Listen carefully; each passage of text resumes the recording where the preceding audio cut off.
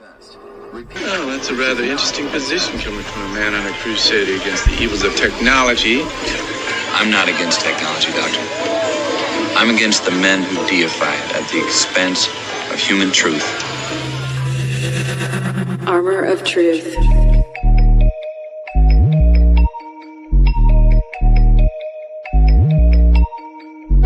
You'll own nothing and be hated. That's right. Masons claim to believe that Lucifer, when he was thrown out of heaven, came to earth and gave the power of reason to man as a gift. The revolution, which you're told was made for the people, was in reality made against the people. Its tactics have been revealed, and they're very clearly seen.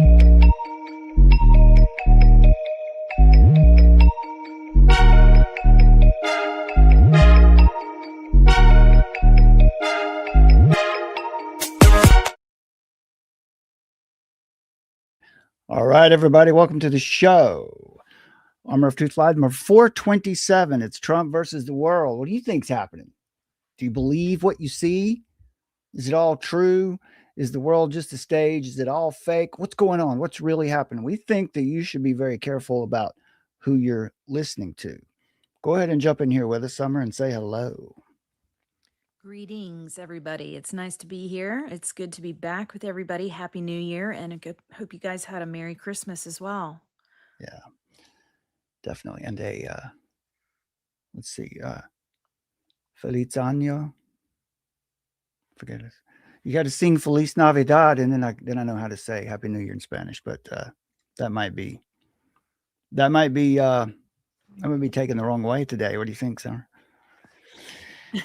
If I come on here and start speaking Spanish, because it's all being exposed now. Do you believe that? We have an opinion. What do you think, Summer? Is it all being exposed now? Well, certainly a lot seems to be exposed. We're seeing much more of the tip of the iceberg than we were seeing, say, 6 days ago. Something is happening. Many things are happening all at once, in fact. And we're going to start this off is by diving right into, by the way, please, if you haven't already, subscribe to our Substack. There we go. Yeah, that would be awesome if you guys would subscribe. Yeah, because we haven't been live with you in a bit, but Summer has continued putting out the articles on Substack, and we've been following these events very closely. And one of the reasons that we haven't jumped on here live with you is because we're really not chasing the headlines here. We're trying to give you a real analysis of what's going on, so you don't have to be confused about what you're seeing. Or if you have already made up your mind about what you're seeing, I think you should check out these articles and find out what's happening. Because Summer, just quickly, what do you think is going on right now? Now, when I say, I'm talking about the fact that just in the past week, U.S. military goes into Venezuela and does a law enforcement action to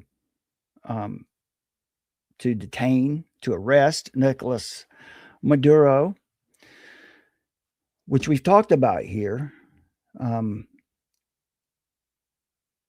Not as in depth yet as we might tonight, to explain to you what that is, why that is it just? And of course, okay, that was on very early on Saturday morning. And then it took a couple days because the news cycle started back up really on Sunday afternoon. But Well, Monday morning it started with the United I Nations. watched it in the middle of the night take place live. So, Well, Monday morning we had the United Nations Security Council emergency meeting about it. I'm going to play some clips from that because that was very instructive. Because you can see, when I say it's all being exposed right now, it looks like that there is a clear division in the world between ideologies. So Summer, go ahead. What do you, just as a little jumping off point before we jump into the Sure. regime change article? Okay, well, the thing I want to make clear is the idea that, could it really be that Trump is not playing the empire's game, Mhm. that he is disrupting the system that sustains it, or is the play of conflict for show, and that time will tell? So the jury is out. So to just put that out, we're just doing the analysis based on what we can see and what we see from the UN Security Council, what the leaders are saying there, the clips in the news, how everybody's positioning themselves, and then of course what we know about this global geopolitical situation that we see. And so what it appears to be is that this was a surgical strike, that they came in. It wasn't about, colonizing in the sense of, what the Marxist narrative always is, where the democratic socialists always want to say, oh, it's evidence of a dictator and it's evidence of imperialism and colonialization and all of that. They And like that word, right? They like to call America the colonizer. and rampaging, and that is not what we're seeing. So I can say that in all certainty.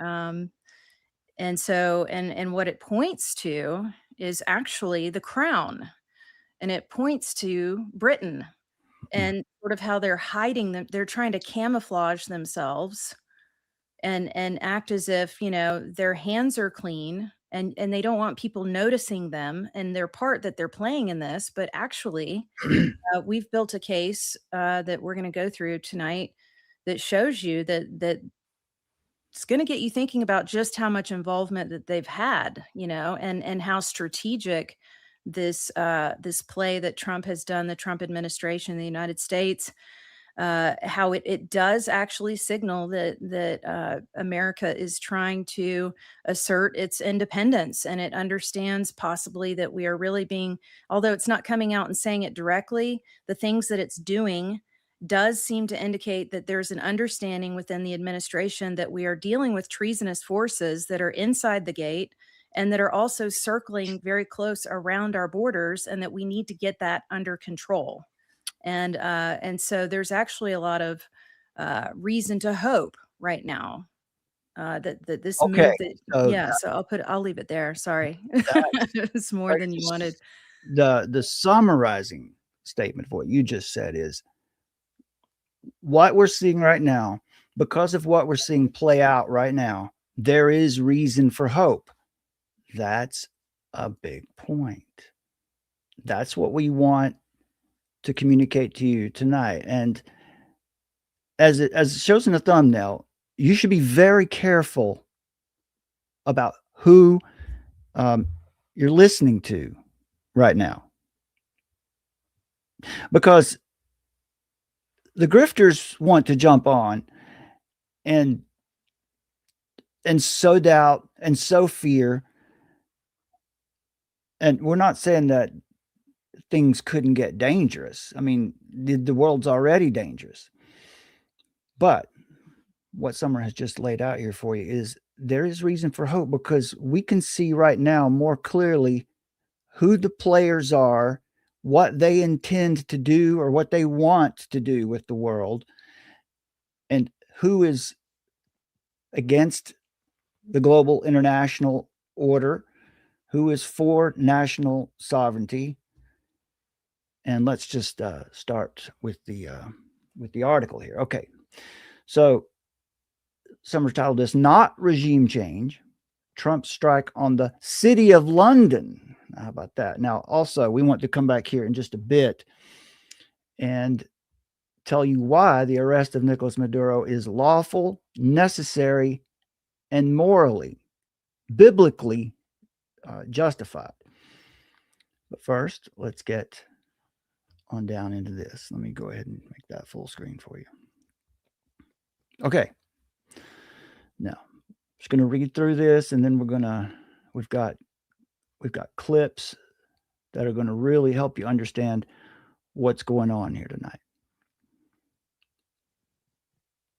Venezuela was the move. Empire was the target. All right, so Summer has really already said this. The strike against the British Empire's financial core. And you thought that the bombs were dropping on Caracas. But the bombs, metaphorical bombs, the biggest bombs, were being dropped on London. I will preface all of this with this statement here. As we read through this, just think of this. There are two factions in the world and have been for since World War II. One is, in my notes, one is the international rules-based order, right? This one is not based on a fixed law. It's evolving. It's an administrative order. It commodifies the people. It comes from above, right? This is the European Union. This is the United Nations. This is multilateralism. This has been the status quo since World War II. It is the international rules-based order in which you see this, the operations for going around the world and spreading democracy. George H.W. Bush would be the pinnacle of that.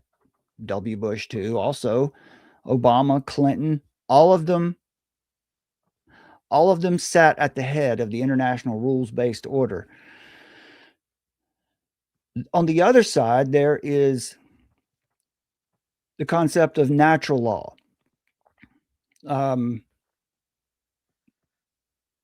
Nations and constitutions founded on the moral law. That comes from a lawgiver, transcendent, eternal, unchanging lawgiver. And that order is fixed. It's constitutional. And it's based in the concept of popular sovereignty, the American founders' vision of liberty. So what you see in the national security strategy, the foreign policy of the current administration in the United States is that. We haven't had that since World War II. What you see in the European Union or coming from the United Nations is they're fighting to defend the international rules-based order. This is the liberal international order. It is the new world order. George H.W. Bush. Something in there. Yeah, go ahead. I was just going to say that, the one easy way to sort of think about it too. We do have an article that talks about this too. We have some posts in the notes on Substack and in the articles on Substack. But the United Nations Charter and also the United Nations Human Rights Framework, those were written and as soon as they were written, in the 40s and such, those were done in such a way that it enthrones man and it takes out God. And that's the system in which they've been operating. Our governments have been operating more and more. They've been nudging us in that direction. And in fact, in 1990, George W. Bush said it is the sacred principles enshrined in the United Nations Charter to which the American people will henceforth pledge their allegiance. Right. So again, it's taking God's law and divine law, which undergirds our Constitution and our moral framework and Western civilization, and it's removing it out from that. So rules-based system, yeah, it's like reflexive law. It's basically like they're humanistic. We can change it anytime depending on what we need, and we can nudge you along the way. And it operates outside of the rule of law, and it operates outside of national sovereignty. And they've done that so that they can be above the law, doing all the things that they're doing. Yeah. George H.W. Bush made many comments like the one you just quoted. He was all about the United Nations. He loved the United Nations. George H.W. Bush is what we would refer to as a neoconservative. And if you want to understand the neoconservatives, what they are really, let me get my mouse here. I can't. Okay. The neoconservatives were those who it's George H.W. Bush. That's right. Right. Migrated from the Democratic Party. They gave up on the Democratic Party in the, let's just say the middle of the 20th century, 40s, 50s, 60s, and migrated into the Republican Party, but they didn't become conservatives. They came there to transform the Republican Party. And that's why today, we see it's the left wing, the right wing. They seem to all be working for the same thing. Well, they have since World War II, but they seem to, something's different now. I'll give another quote just to set this up so what we're about to read will make a lot of sense to support what Summer was just saying there, George H.W. Bush. Before the United Nations General Assembly in 1990. So we have a vision, collective action, especially through international and regional organizations. So a lot of the folks on our side of the argument are looking at what's happening and they're saying, well, look, here's the technate being built. And the technate, Summer, would be what? That would be American Union. Yeah.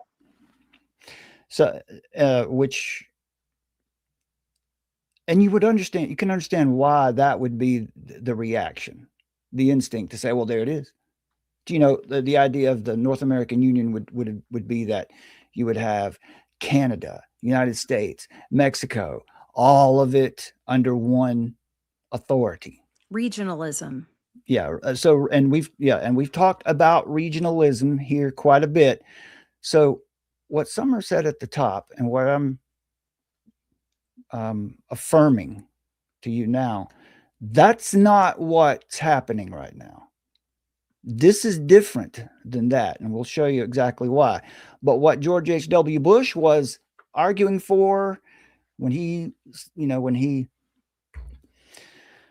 called for that new world order. And when we're successful, and we will be. So that's the clip. That's the famous clip. That definitely that George W. Yeah. Yeah. Here you go. Let's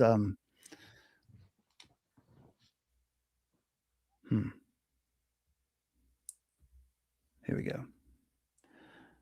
Let's take a look at that right quick. We have in this past year made great progress in ending the long era of conflict and Cold War. We have before us the opportunity to forge for ourselves and for future generations a new world order, a world where the rule of law, not the law of the jungle, governs the conduct of nations. Rule of law. When we are successful, and we will be, we have a real chance at this new world order, an order in which a credible United Nations can use its peacekeeping role to fulfill the promise and vision. Right. So that's HW. And did you know that George H.W.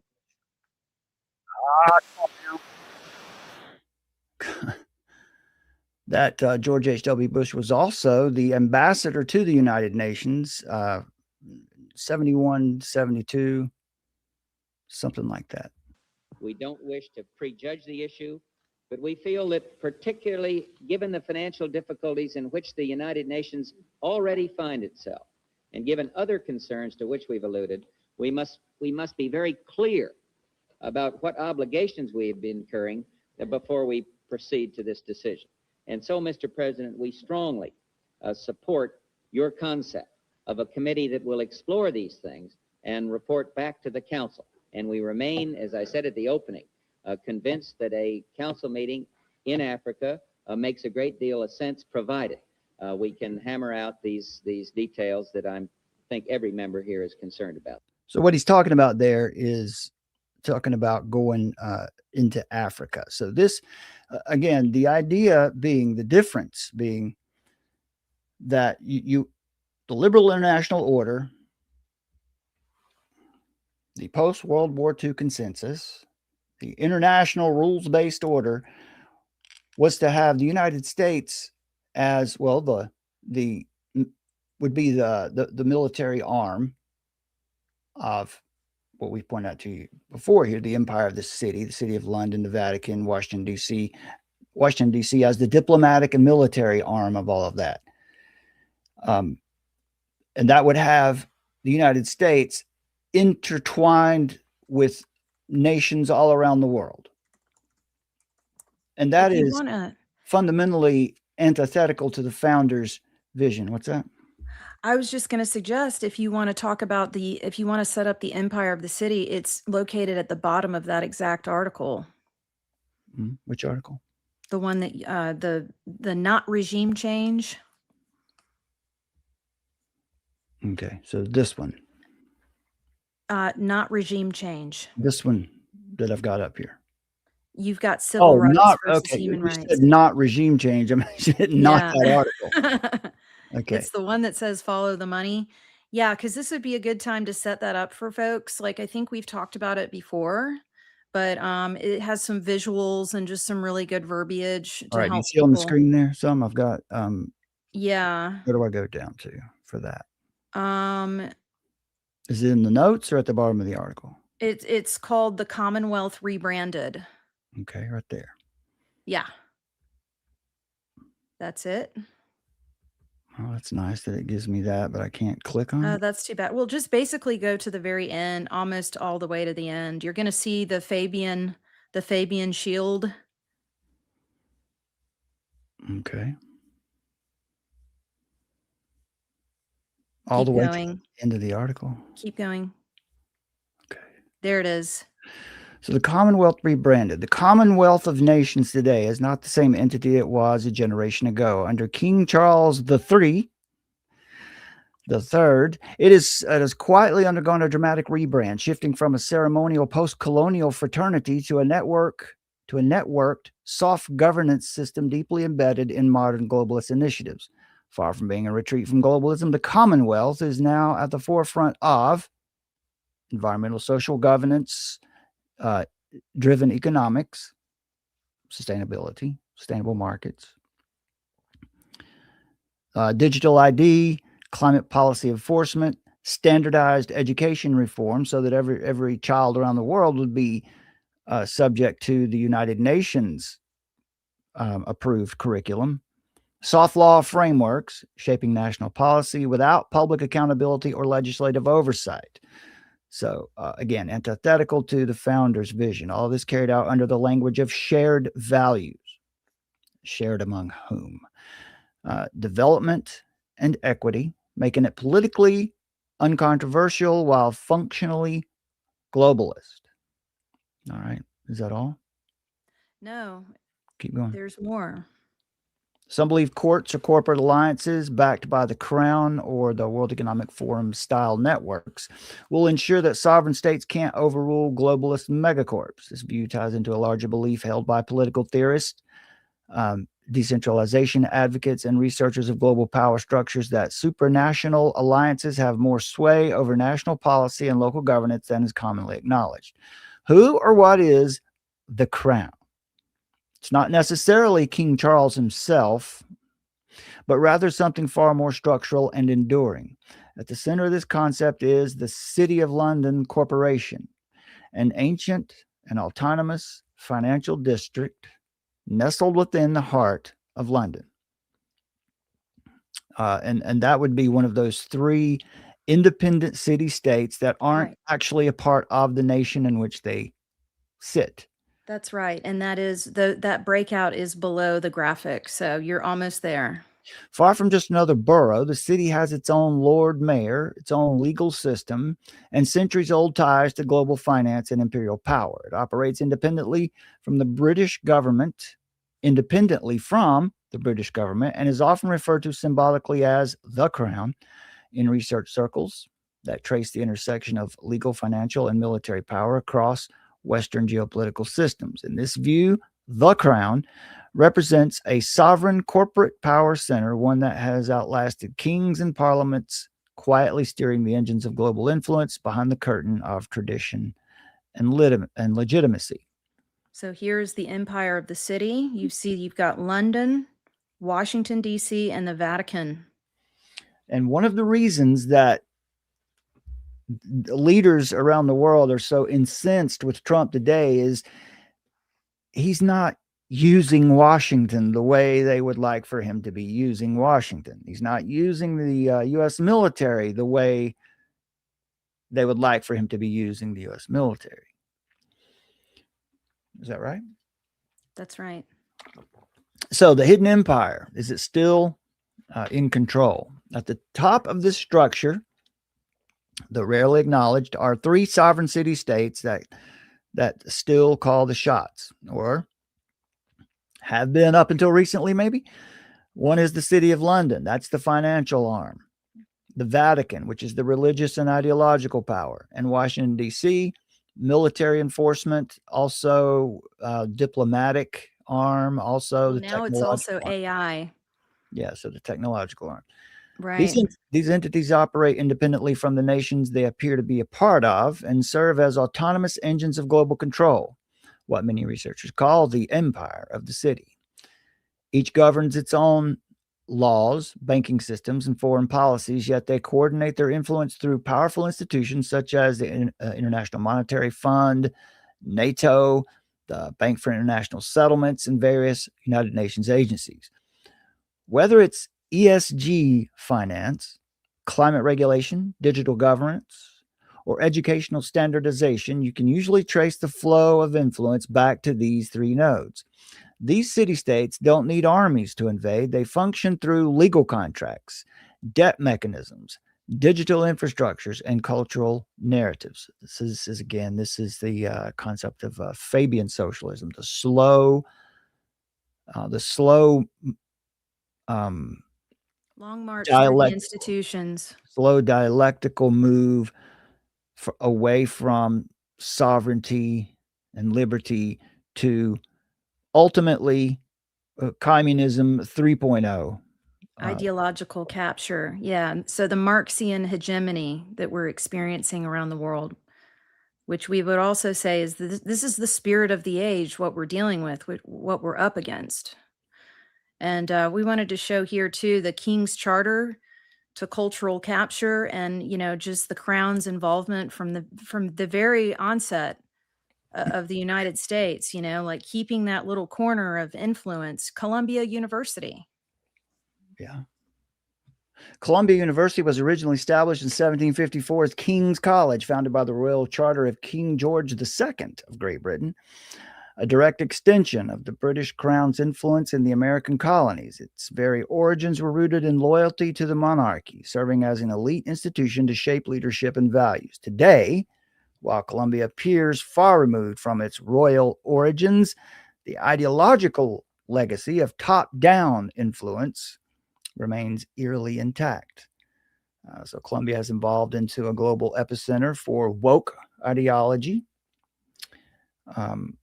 advancing progressive doctrines that mirror Fabian socialist strategies, gradual intellectual infiltration of institutions rather than an open jackboot revolution. The presence of figures like Edward Said, whose post-colonial theories reshaped Western academia, laid the groundwork for cultural subversion via language, education, and identity politics. In recent years, this has reached a critical new phase with the rise of pro-Hamas, anti-American, and anti-Israel demonstrations on campus, activity that many define as part of a broader American Maoist-style cultural revolution within universities. All right. Right. So let me jump to your article, because let's show this. Well, one more detail though is modern technocracy did not emerge accidentally. It was systematized through Columbia University in the early 20th century. So the technocracy movement and all of that happening out of Columbia University. So, gee, isn't that interesting, right? Yeah. And what you just mentioned there about this idea of free Palestine and pro-Hamas attitudes. Let's just show what just happened over the past, couple days. This right here. Yep. Let's see. Is this? Yeah. So while the rules-based order is panicking, Trump's move has bypassed non-governmental organizations, multilateral institutions, humanitarian intermediaries, the moral authority of the United Nations system, and that's why the backlash is hysterical. The so-called rules-based order only works when everyone obeys the rules written by unelected financial powers. That's another major point of the liberal and national order, or the post-World War II consensus, is that unelected officials, managers, administrators are the ones calling the shots. And so what is this about here, Summer? What just happened? Well, honestly, yeah, you're going to have to read this section too, because I don't want to mess it up. It just happened yesterday. Really interesting development. It must be noted that it was the British who originally engineered the modern geopolitical fault line. But does this talk about the what Starmer has just announced and what they have in Britain? Yes. Okay. They just established this new embassy of the state of Palestine, giving Palestine when you have an embassy in someone else's country, it's almost like a little patch of sovereign territory. So if Hamas leaders come there and enter their embassy, they have diplomatic immunity now. So that's very interesting that they would make this move. I'm clearly, well, again, they're trying to camouflage themselves as if they are about peace. But what this little breakout right here is going to reveal to you is exactly the game that they're playing, because this is a game. Okay. There you go. There's just the quick look at this. The establishment of this Palestinian embassy. I guess you didn't see that at all. There it is. From the nationalnews.com. All right, now back to the article. Must be noted that it was the British who originally engineered the modern geopolitical fault line by placing the state of Israel alongside Palestinian territories, displacing populations through colonial agreements rather than organic national consent. Right? The lines, the borders of the Levant, what we call the Middle East, were drawn up by the British.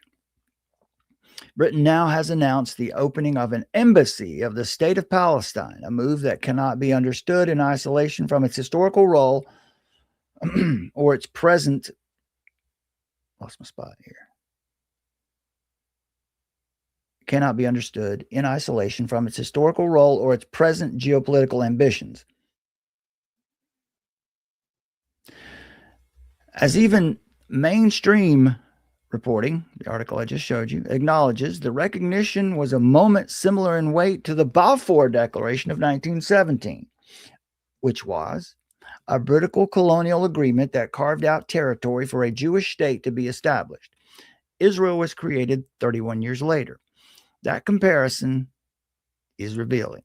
It underscores Britain's long-standing practice of reshaping regions through imperial decree, while positioning itself as the moral arbiter after the fact.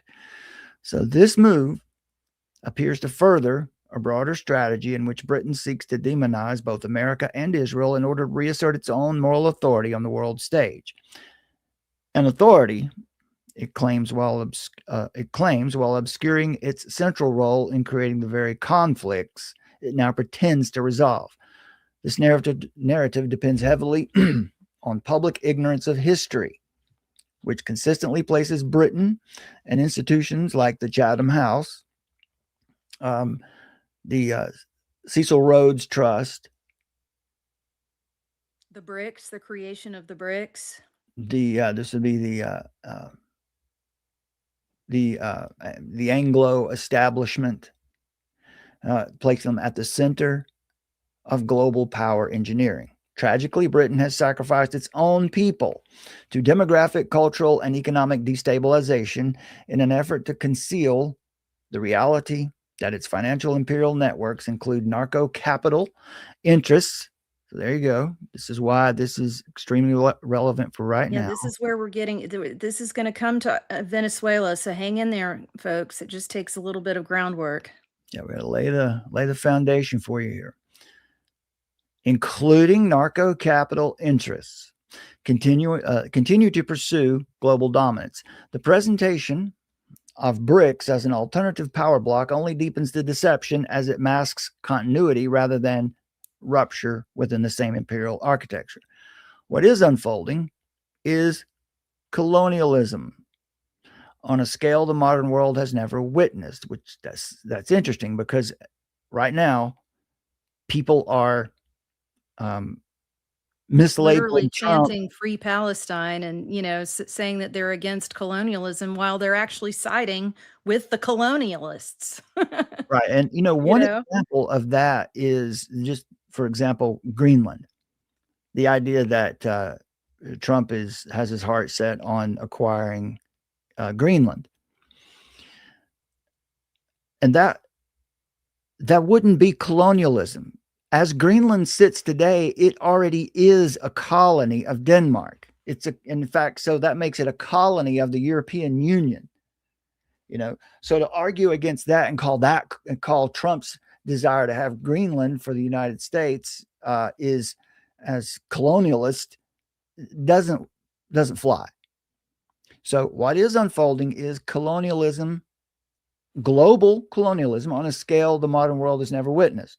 Post-national, technocratic, and untethered from divine law. Again, right? Rules-based order versus the natural law-based order. If it's not confronted, it will consume not only nations abroad, but the foundations of ordered liberty itself. Now, this term, ordered liberty, that is the U.S. Constitution. What we mean by ordered liberty, that means that is essentially the concept, an enlightenment principle of individual liberty.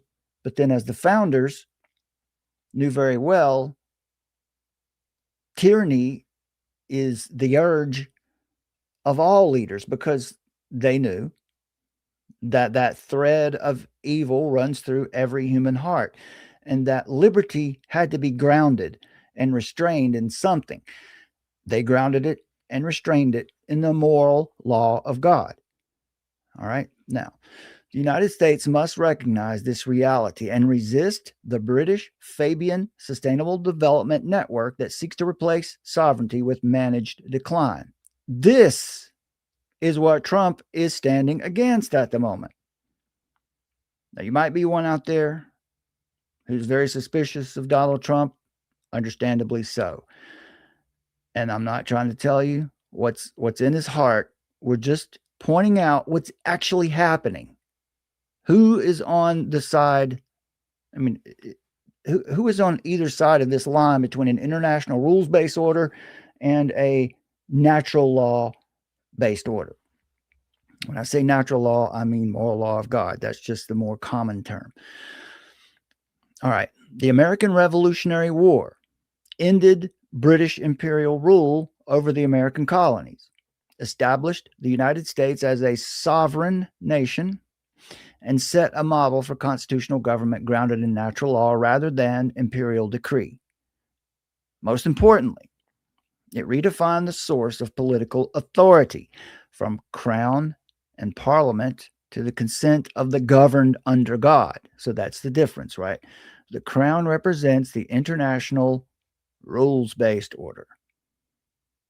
The founders' vision of liberty for America was natural law, moral law of God.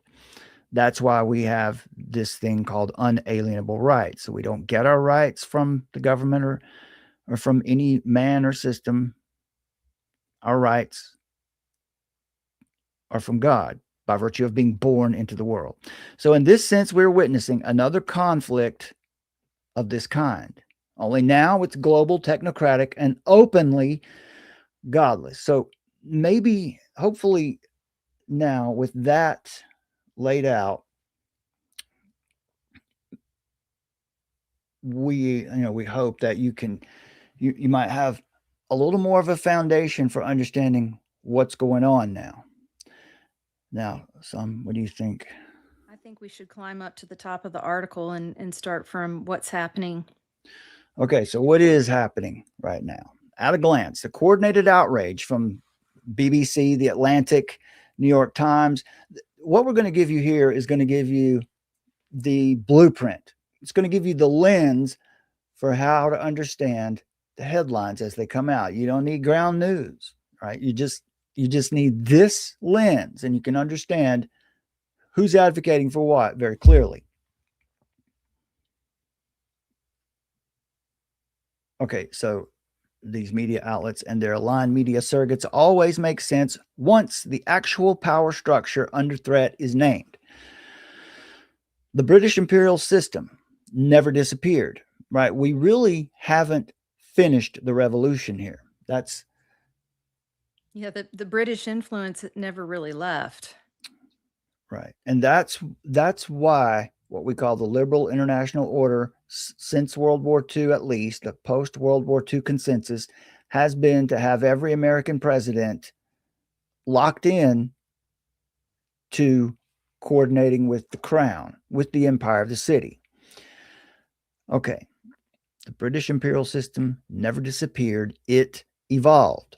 Today, it operates through the City of London financial complex, the Commonwealth under King Charles III, and policy-shaping institutions like Chatham House, which openly advances transnational governance hostile to American constitutional sovereignty.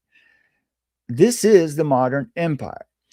So you hear the charge all over mainstream media now that America is building an empire. In the last two videos on this channel, I believe it was the last two videos,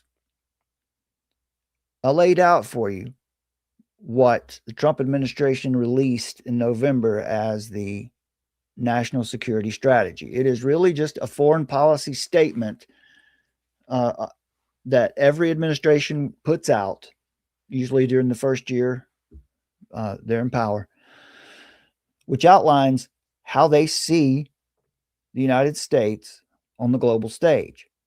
And what that national security strategy clearly indicated was that what was first in their minds was the American people, particularly the middle class, and that all of their policies, all of their foreign policies, would be established for the good of the American people, but also to stabilize the region that America sits in, the Western Hemisphere, for, with what the administration's been doing over the past few days and for a while now. The goal being to stabilize the region from these threats all around. The reason Trump wants Greenland is because you've got Chinese and Russian naval forces sitting there in the water near Greenland because there's no one there to deter them, so that they can get pretty close to the United States that way. That's not good for the American people. All right, let's get back. This is the modern empire. Anti-American in orientation, oligarchic in structure, and committed to dissolving nation states into a rules-based order governed by finance, sustainable development goals, non-governmental organizations, and selected authorities rather than law, borders, or consent of the governed. Now, we just read for you here this piece on the Commonwealth of Nations at the bottom of the article. There's more, a lot more. Some are usually populates the footnotes under these articles with a lot of extra information. We did just read through that, the Commonwealth rebranded. Yeah, we just read through that. Yeah. Now, you may have seen Marco Rubio, and I'll play a clip of Mike Walz, not Tim Walz, but Mike Walz, who was representing the United States at that emergency National Security Council meeting yesterday morning. I mean, they had it as quick as they could. They convened it fast once American military had gone in there and arrested Maduro. And he lays out for you exactly what this represents. And when you hear the other nations condemning the United States for that, it makes it very clear who's who. All right. When Marco Rubio says the U.S. is not at war with Venezuela, but is instead targeting oligarchs and drug trafficking organizations, he's describing the defining features of the British imperial system itself. As we just read down below, one of the main funding mechanisms of this transnational, international, rules-based order that is headed, controlled by the crown, by the empire of the city, by the United Nations, one of their main funding mechanisms has been drugs. In fact, you may have heard this term. It's pretty popular. The God of the international rules-based order, or the New World Order, is G, guns, O, oil, D, drugs. Guns, oil, and drugs. This was seen in the 1980s with the Iran-Contra scandal while Reagan was in office. And who was at the heart of that? Again, George H.W. Bush. All right, so Rubio and Michael Walz and Trump himself have been very clear. This is not a war with Venezuela. There is no occupying force there. This was a law enforcement action. I'll continue. So when Rubio says the U.S. is not at war with Venezuela, but is instead targeting oligarchs and drug trafficking organizations, he's describing the defining features of the British imperial system itself. Oligarchy literally means rule of the few, usually most wealthy, the historical hallmark of empire. For more than 200 years, Britain has been the world's most notorious profiteer of narcotics trafficking. Now there's evidence behind that, as Summer says next. The opium wars of the 19th century to today's offshore banking networks where drug money meets global finance. This system never stopped. It simply changed form. This is why Canada matters so much in the days and weeks ahead, because Canada functions as the Crown's primary North American outpost, used for laundering capital, facilitating drug flows, enabling illegal immigration, and providing logistical cover for terror finance.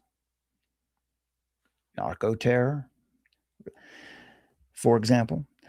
And we have Canada's new Prime Minister, Mark Carney, who was what? He was former head of the Bank of England.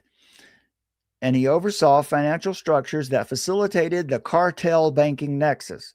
Even Britain's own security class recognizes the shift. Former MI6 chief Sir John Sawers acknowledged that Trump's action was not regime change, but a demonstration of raw power. Why? Because it bypassed the rules-based order. And that's the point. Right, Summer? That's the point. Because what this action did, Trump didn't go ask the United Nations for a resolution so he could go arrest Maduro. He just did it. So that indicates a very distinct divergence from George W. Bush, for example, getting a resolution from the United Nations so he could start the global war on terror, so he could go into Iraq. And many I don't think we've had any presidents in the past, out of the past half dozen, who have gone to Congress to get approval for a war. I believe H.W. Bush did for the first Iraq war. I think he did get Congress's approval, but that was because they ran this psychological operations campaign with the babies in the incubators, making everyone in America really getting every pissed off at Saddam Hussein so that the people would back it and so that Congress would give the approval for that. But Now, can I go ahead and show some of the, well, let's see, let's finish this.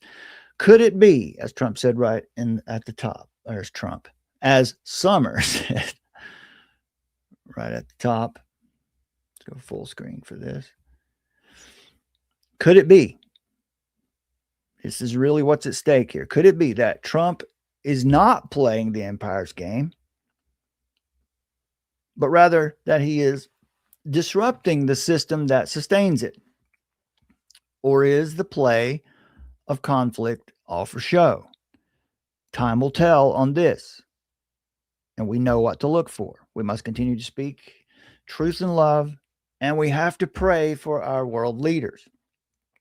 We have to pray for our current president and all of our leaders here. We need to pray for the ones who are against us. That's the only way that the Lord's blessing can rest on you, is when you're capable of praying for those who would persecute you. That's how we get a blessing in America, is by praying for our enemies. So could it be that Trump is not playing the empire's game? Is he really disrupting the system? Well, this show of power, going, not looking for any kind of nod or approval from the United Nations, gives us a strong indication as to whether, what Trump is actually up to here. All right, so I'm going to play a little bit from the UN Security Council meeting, and we'll come back to the article. All right. Yep. Also, folks, I also have here for you some of the, Summer has mentioned the UN Charter, and she's also laid out in this other article here, there, Modern Babel, Civil Rights, Human Rights, and the War Against the Lawgiver. Remember, the international rules-based order is administrative. It is rules-based, not natural law-based. That way it can always be evolving. All right. And also there's an important point to make here about the idea of human rights.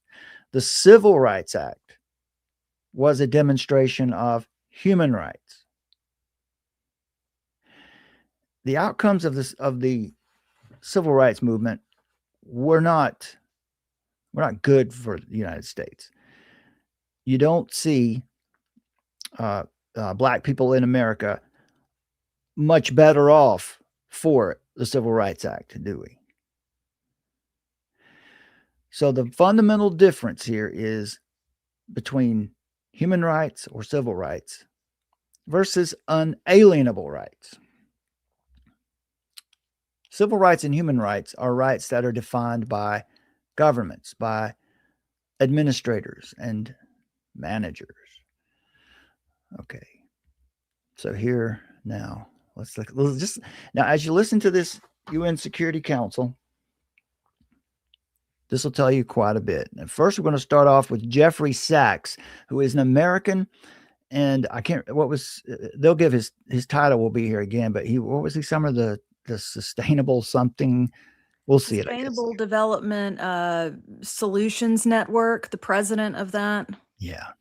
And he's an American. Yeah. So as he sits here and speaks, I classify him as a traitor. Listen to what he says. I now give the floor to Mr. Jeffrey Sachs. Mr. President, distinguished members of the Security Council, the issue before the Council today is not the character of the government of Venezuela. The issue is whether any member state, by force, coercion, or economic strangulation, has the right to determine Venezuela's political future or to exercise control over its affairs.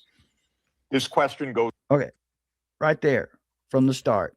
He is speaking from the perspective of the international rules-based order.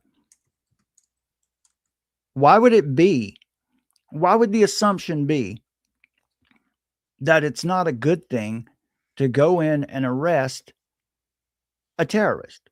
Why? Because he is posing as a head of state? No. If the UN Security Council, if the UN Charter means anything at all, if they actually believe in what they say publicly, then the arrest of Maduro would be something that they would have probably written a resolution for 10 years ago.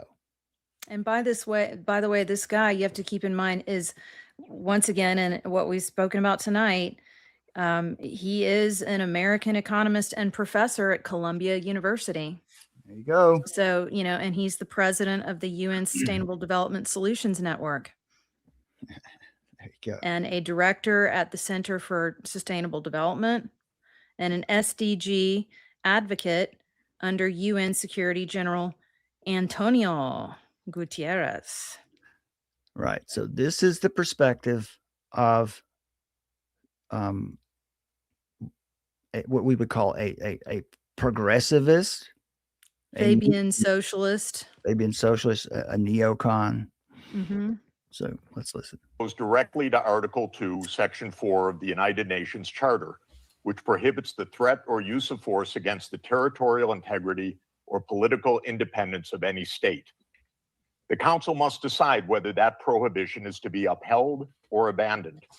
Abandoning it would carry consequences of the greatest kind. Let me offer some background. Since 1947, the United States foreign policy has repeatedly employed force, covert action, and political manipulation to bring about regime change in other countries. This is a matter of carefully documented. So that's the first time that we hear the term regime change brought up in this emergency meeting of the United Nations National Security Council. What happened in Venezuela early Saturday morning and what continues to happen until now is not regime change. Yeah, I want to just take this moment too to say that I'm looking at some of his talking points where he was quoted in the speech that he's giving right there. And he's arguing that the U.S. military and economic actions against Venezuela violate the United Nations Charter, and that such actions undermine international law and the prohibition of the use of force, and that the Council must uphold the Charter or risk anarchy and global instability. So this is really important. These are the things that he's saying. And international law, I mean, I'm sorry, but when you operate in such a manner as they do with this rules-based law, it really means nothing. The system of law, and it's rules-based. They're not using like what we've been trying to differentiate the whole time. Like this is, in a sense, this is this fictitious law system that they want everybody to buy into. So this is the way that they usurp the sovereignty of nations. And so the thing that the Trump administration has done is they went beyond what they would have happen, and they went ahead and just exerted blunt force power. So obviously you hear these people like very unhappy about it. And in the whole entire media apparatus, I've talked to you at length about the global syndicate, the media global syndicate that's out there. And they all chime in and they'll all say things like, oh, this is like against international law. And this is, it's that the United States is the #1 threat to global security. And, and we know too that this United Nations Charter, which Brad is going to go into more in depth on that's a humanistic charter. That's the same charter that Bush was saying that we need to adhere to. And so this is literally, they want to, this UN charter that they want everybody to think is going to be like the final authority for if they get their way, is completely unseated by divine law, and therefore will only lead to tyranny, because you can't unhitch from God's law and morality. You just can't. And that's also why we see so much darkness and chaos descending now upon the earth, and also, as we find out, this Venezuela team, or this little nest, this hornet's nest that's been going on down in Venezuela, has been like a party for these people. All the adversaries of the United States have pulled together down there, and they're using the money, the oil money, to basically do narco terrorism against the United States. And from that money to build this technocratic, sustainable development dystopian, totalitarian system that they're trying to force upon everybody.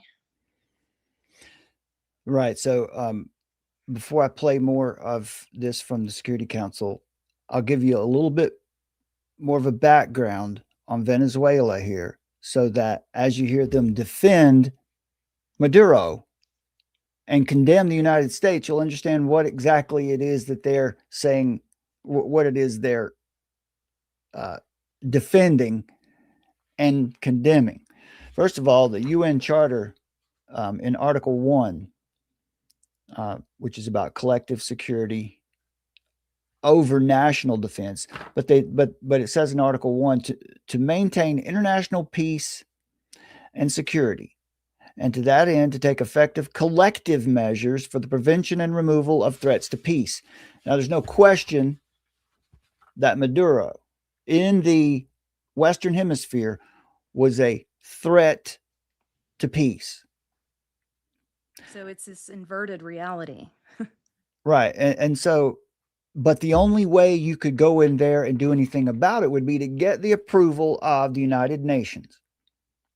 They would have to write a resolution, and they weren't going to do that because it was an important hub, as I'll point out for you here. But the reason this is antithetical to the Constitution, to the American founders' vision, founders affirmed the right of self-defense without any external permission from anyone else.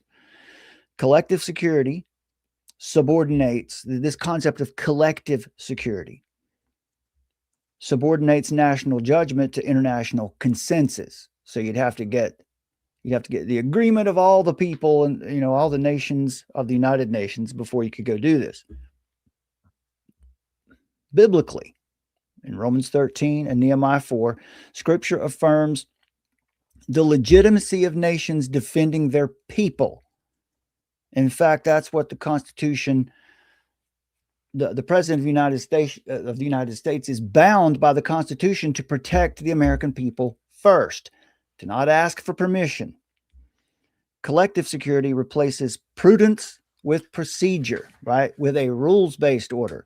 A natural law-based order is replaced by this rules-based international order. Now, who is Maduro and what was going on in Venezuela up until now? And if it was regime change, would that be wrong? You can decide for yourself. Let's see what kind of regime was there. First of all, Maduro's party, the United Socialist Party of Venezuela, which Maduro was the head of, which he took over from Hugo Chavez, who was who ran an unsuccessful revolution in the mid-90s, and then had a successful revolution and took over. He took over the government of Venezuela, nationalized all the oil fields. So when they say they're going in there to steal the oil from Venezuela, the oil has already been stolen from the people of Venezuela by this communist regime that's been there for 2 or 3 decades now. So this United Socialist Party of Venezuela formally rejects capitalism, rejects elite-dominated representative democracy. They call it elite-dominated. They reject representative democracy. They promote a transition toward a communal state via communal councils and popular power structures, communism. Maduro was a lifelong union activist. And when you say union, you can just substitute that. That's socialism. Framed as organic, Maduro framed himself as an organic working class man. And so his system was going to be one about working class socialism. That's Vladimir Lenin. That's just communism 101. And of course, they always claim identification with the poor and the workers. So Maduro was a working man, a bus driver.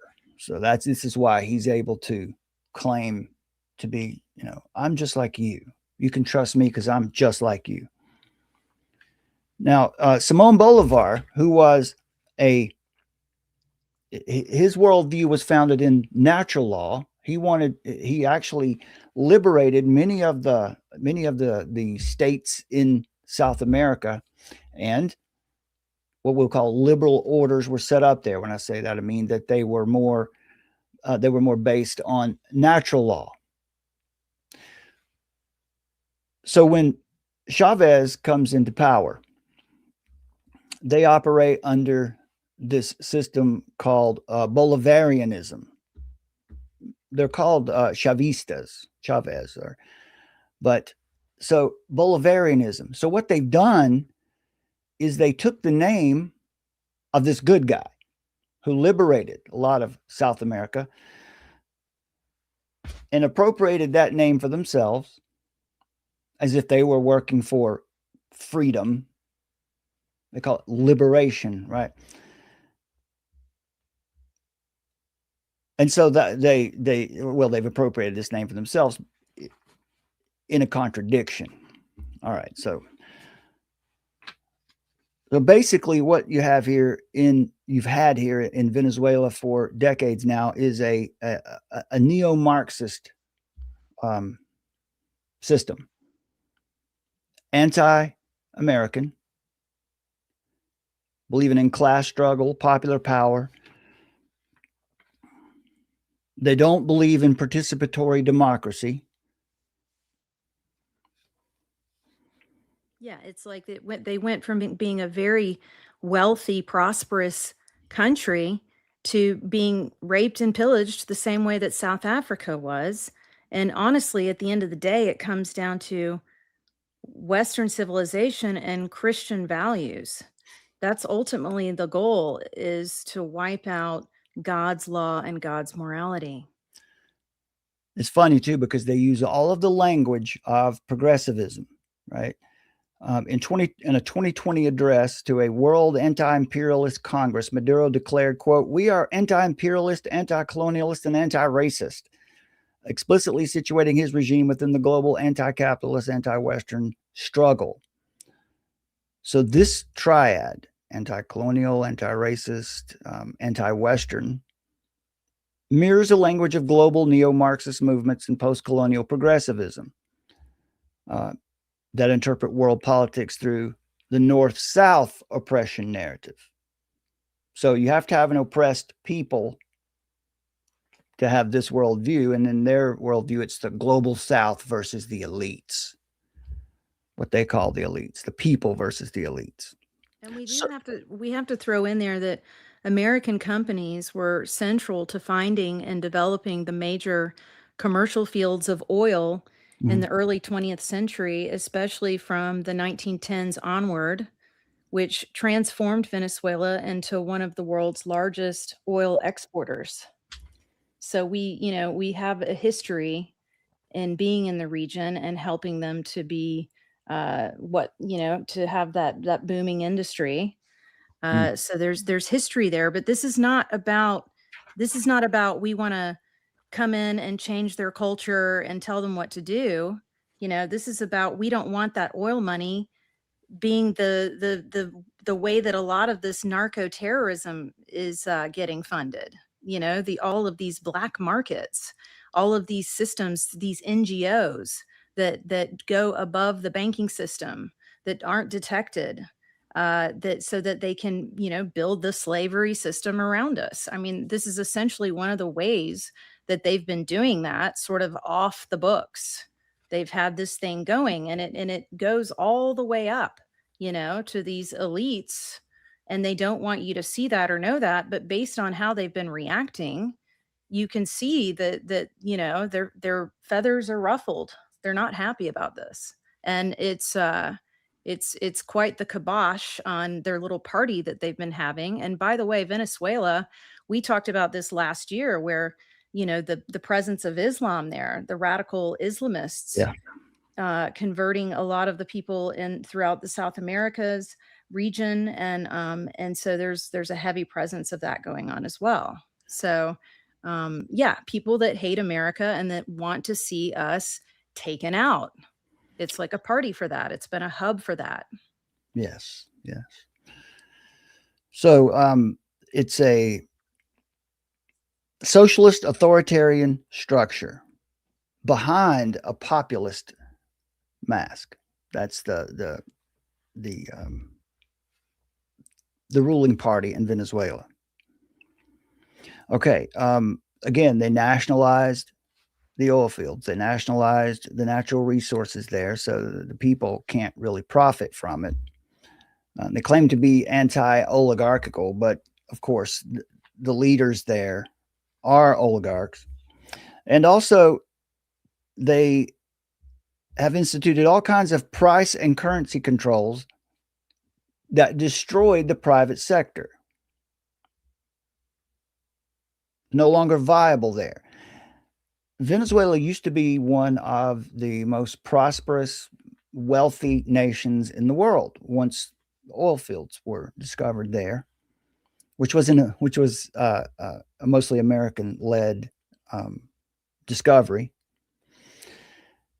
And over the years, especially since Chavez came to power, Venezuela has the people of Venezuela. I'm talking about the actual people there. Have their standard of living has plummeted. They are in poverty, starvation.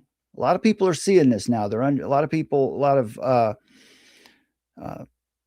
left-leaning people or liberals who have been aware of what's going on there and working in programs to help the people of Venezuela because they're starving are seeing, that now there's the opportunity for the people to be pulled up out of this situation. They had a system there called CLAP. It was a food and welfare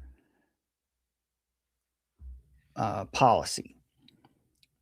CLAP food boxes were distributed via party structures, effectively trading compliance for subsistence. Because if you didn't comply, if you dissented against the government anyway, you wouldn't get your food. All right, so after 2024, after Trump was elected in 2024, the rhetoric in Venezuela from Maduro and his party, they started to use this term fascist, pointing toward Trump as being the fascist. But what's really been going on there is a Leninist style government structure. Now, I'll just give you a couple of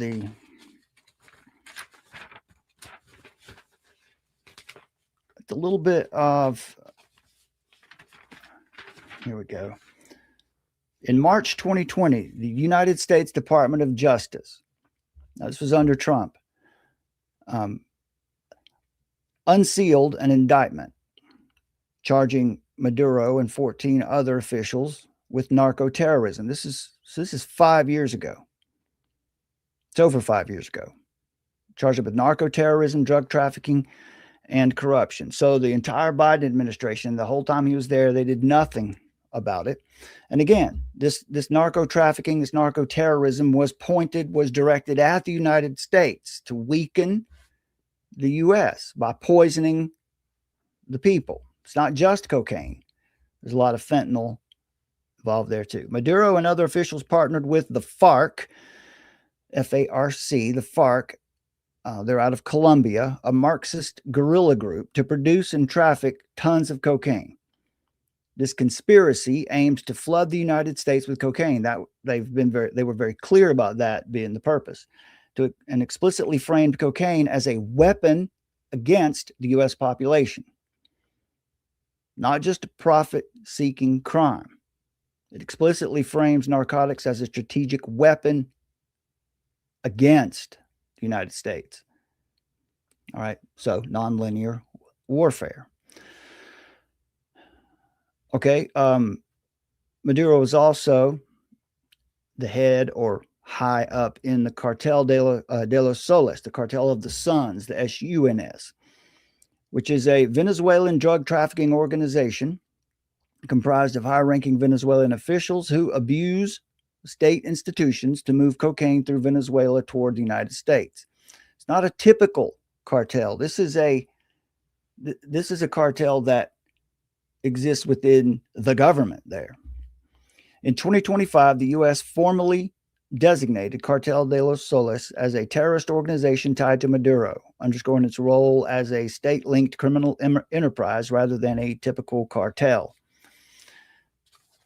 Now, the other point here is that Venezuela, under Chavez, particularly under Maduro, has been an international hub for America's enemies, for terrorist organizations like Hezbollah.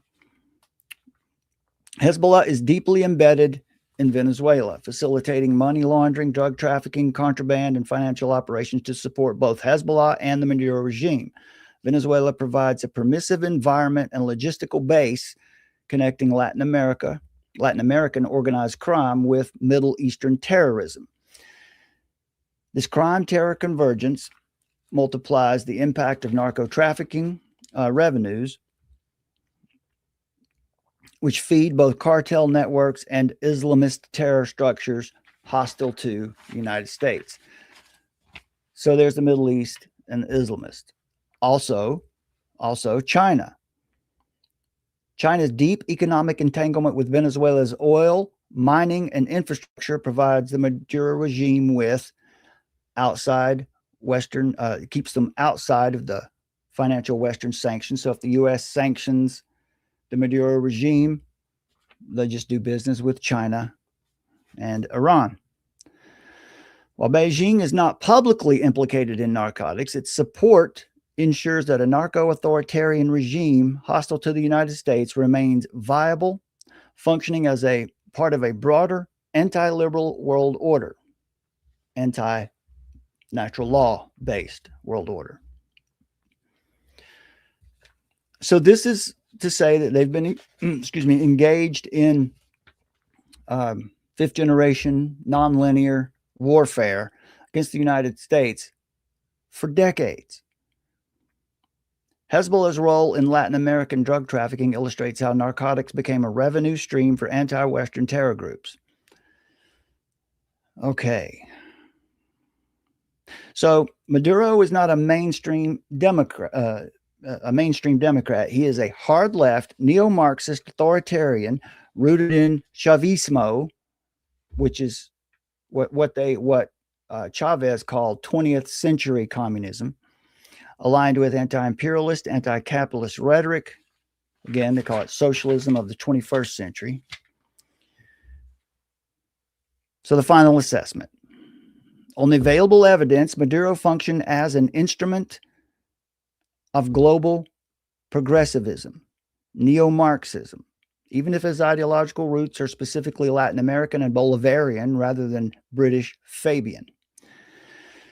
His state cartel nexus, plus alliances with China and Islamist networks, fits a pattern of non-linear warfare in which drugs, migration crises, and ideological propaganda are wielded together to erode classical, liberal, capitalist, and Christian-influenced societies in the West.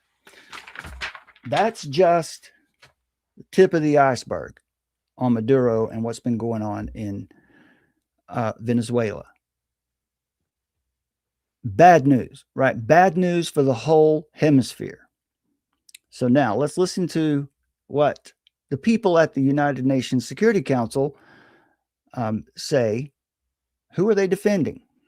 In her book, Covert Regime Change, political scientist Lindsay O'Rourke documents 70 attempted U.S. regime change operations between 1947 and 1989 alone. These practices did not end. Let's see, let's jump ahead here. Only the Security Council has the authority to impose such measures.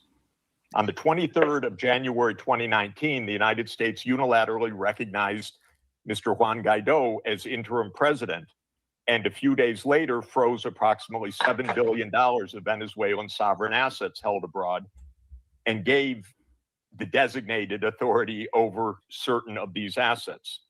These actions form part of a continuous U.S. regime change effort spanning more than 2 decades. In the past year, the United States has carried out bombing operations in 7 countries, none of which were authorized by the UN Security Council. And none of which... Isn't that's sad? So he goes on to continue to. No, I mean, honestly, they are just pathological liars. It's telling the truth falsely and United being right States wrongly. has to be held because- accountable. That's what No, they, it's just ridiculous. they're going to I say. mean, Now, this because is it's not interesting about here because regime this change. lady, I can't remember her name right now, but it'll come up. This lady that you're going to see here she is currently, she's Venezuelan, but she's not living in Venezuela because she's sort of a political exile because she stood up against the Maduro regime. And I want you to watch as she tries to tell her story, what happens with her audio. Remember this summer where she just couldn't. Yeah, they were censoring what she was saying. Are you there? Anyway, she'll be back. So I'm listen here. to this as this lady tries to hear start me? giving. She's going to speak against the Maduro regime. Watch how difficult it is for her to get her message out. Can you hear me?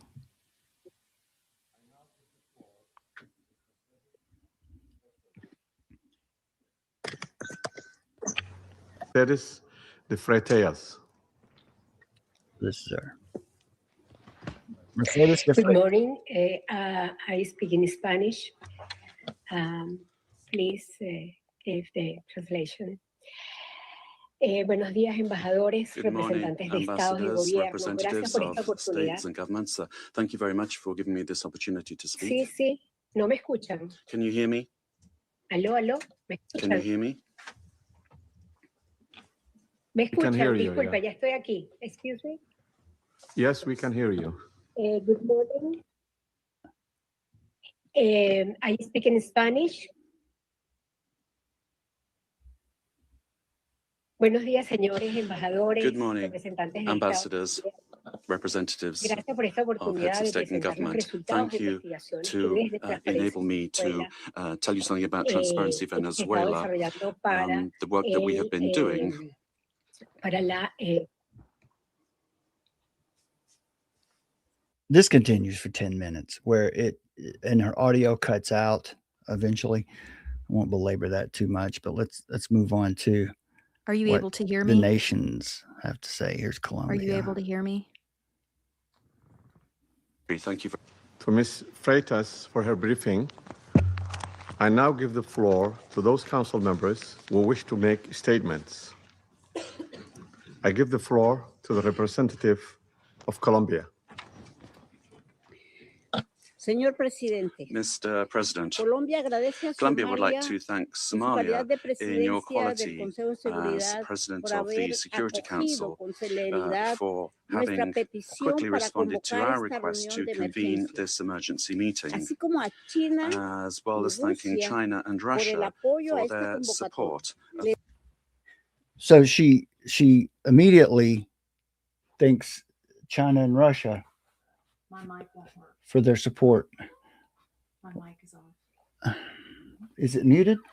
I tried. The holding of Deseamos a this usted, meeting, señor and we wish you, presidente, Mr. President, una exitosa gestión durante este mes de enero, a en un successful momento month particularmente managing the delicado work of the para la Council paz y la at a seguridad particularly internacional. delicate time for international peace and Asimismo, security. agradezco a la I'd also like Secretaria to General thank para Asuntos Políticos Undersecretary General y de for Political Consolidación Affairs de and Paz de las Peace Building Naciones of the Unidas United Nations y a los oradores and the invitados por su invited briefers. We thank them all for their Esta es la primera intervención briefings. de Colombia This en is el the first Consejo time de Colombia is Seguridad taking the como floor in the miembro Security no Council as a permanente para el non-permanent periodo member for the period 2026-2027. 2026-2027. Colombia asume esta Colombia responsabilidad is con taking on this profundo sentido de responsibility deber with y a lo deep hace. sense of duty, Desde el primer día, and en we are going to defensa do this from the first inequívoca day, del derecho internacional y de los defending principios y international law and the propósitos purposes and consagrados principles en la Carta enshrined de in the las United Naciones Unidas. Nations Charter. La paz, la International seguridad peace and internacional, la security, solución the pacífica de las peaceful settlement controversias, of disputes, la prohibición the del uso de la prohibition of the fuerza, use of la force, igualdad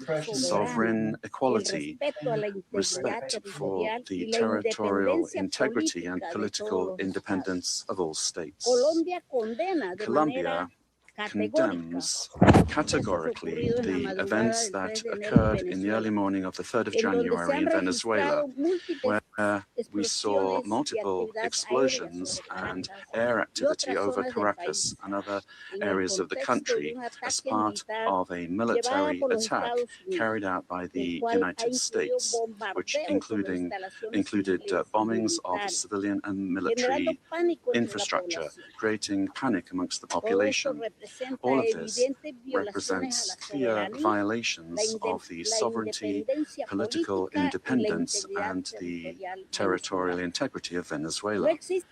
So, clear violations of the sovereignty of Venezuela.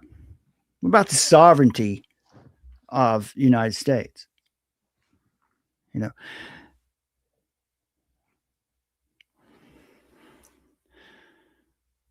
okay, let's try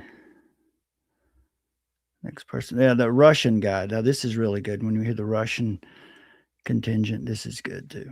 Presidency of the Security Council. And second, we wish to welcome the newly elected members of the Security Council. The beginning of this new year shocked all of those throughout the world who cherished the hope that respect for international law and non-intervention in domestic affairs of other states, as well as a reliance upon diplomacy and seeking of compromise, became key principles in the work of the new U.S. administration. The assault against the leader of Venezuela, compounded by the deaths of dozens of Venezuelan and Cuban citizens, in the eyes of many, has become a harbinger of a turn back. So the assault against the Cuban citizens. So what does he mean by that? That Maduro had Cuban security around him, you know, indicating their close alliance with Cuba. Why was it not Venezuelan security? Are you back there, son? Can you hear me? Yep, you're back. Okay, good. All right, let's excellent. Yeah, I was just saying that these claims, I was going to say that the guy from Jeffrey Sachs, I guess it was, right? Like the points that he was making are so ignorant because Mark Rubio spoke directly against those things that he was saying. Like he was very clear and clarifying. I'm going to play Mike Walz in a minute. He's going to say exactly the same thing Rubio said in his interview. Right. So it's like they just count on the fact that everybody's in these echo chambers and that you won't actually hear what the person is saying because it's so lazy. It's like you're creating this argument that's so easy to debunk. Yeah. Because you know what I mean? So it's pretty incredible. Yeah. To the era of lawlessness and U.S. domination by force, chaos, and lawlessness. Lawlessness, right? We're the lawless ones. Yeah, they're the ones that are surviving off of narco-terrorism money. Right. Like, they're the ones. I just laid out for you all of this case about Maduro and Chavez and the way they have oppressed the Venezuelan people for decades. Exactly. And by the way, the Venezuelan people, by and large, most of them are all celebrating this. They are all celebrating this. And so to sit there and be like, oh, we're what? So you want to reinstall this dictator, you know, and by the same token, these people will also say, well, we don't condone what he did, but this is a violation. And, I mean, Sam, can you find that video that we saw that had the clip of the Venezuelan people celebrating in Venezuela? Remember that one that we saw? I mean, I've seen a million of them. Well, from that one of those patriots that we were watching the other day.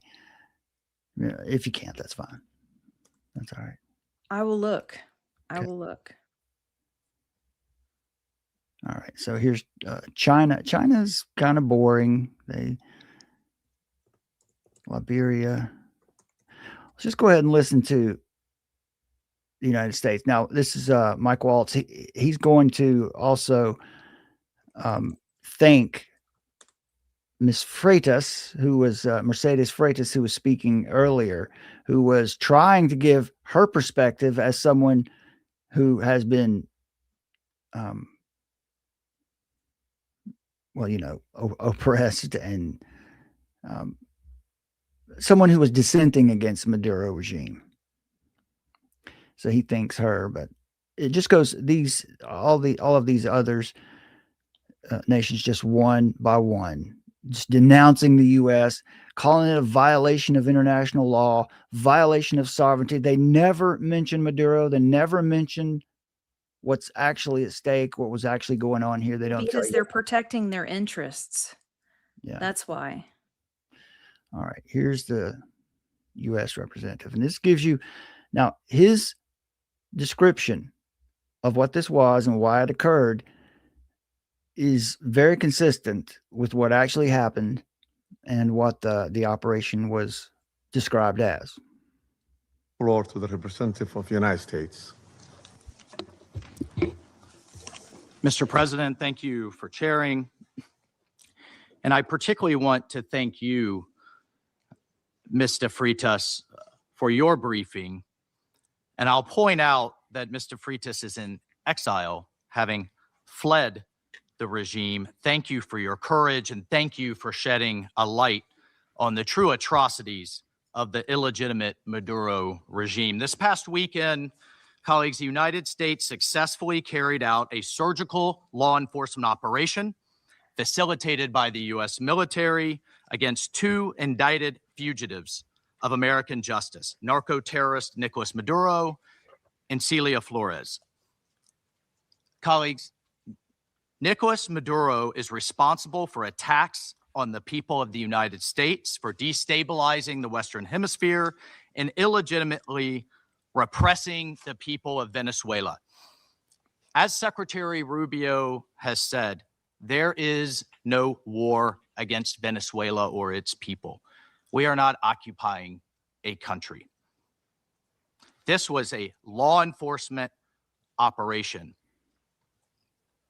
in furtherance of lawful indictments that have existed for decades. The United States arrested a narco trafficker who is now going to stand trial in the United States in accordance with the rule of law for the crimes he's committed against our people for 15 years. A similar action was taken in 1989 against Manuel Noriega. He was arrested, indicted, convicted in a court of law, served in prison in the United States and in Panama, and the Panamanian people, the American people, are safer for it.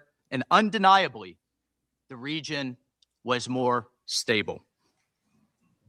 This law enforcement action was directed consistent with the President of the United States' responsibility as Commander-in-Chief to protect Americans at home and abroad against a fugitive who is directly responsible for narco-terrorism that has killed hundreds of thousands of Americans and created destabilizing violence throughout our hemisphere. Nicolas Maduro and his co-defendant, Celia Flores, have been transferred here to the United States to stand trial for their crimes. Maduro was indicted by a grand jury in the Southern District of New York and faces very serious criminal charges for his involvement in a wide-ranging conspiracy to conduct narco-terrorism, to traffic cocaine and other drugs, and conducting international weapons trafficking. The overwhelming evidence of his crimes will be presented openly in U.S. court proceedings. Colleagues, Maduro is not just an indicted drug trafficker. He was an illegitimate so-called president. Communist. He was not a head of state. For years, Maduro... he says he's not a head of state, particularly because in the last election they had, he was defeated by 80% of the popular vote. But of course, the way it works in a Leninist style system, elections are only held to legitimize, the one who's already in power. So whenever it happens that you get some kind of outcome like that, you just have to suppress it and move on. Maduro and his cronies have manipulated Venezuela's electoral system to maintain their illegitimate grip on power. In fact, just 2 years ago in 2024, a UN panel of experts report found that the election in that year was absolutely and completely a farce and fell well short of the most basic transparency and integrity measures essential to upholding credible elections. If the UN and the United Nations in this body confers legitimacy on an illegitimate narco-terrorist and the same treatment in this charter of a democratically elected president or head of state, what kind of organization is this? Amen.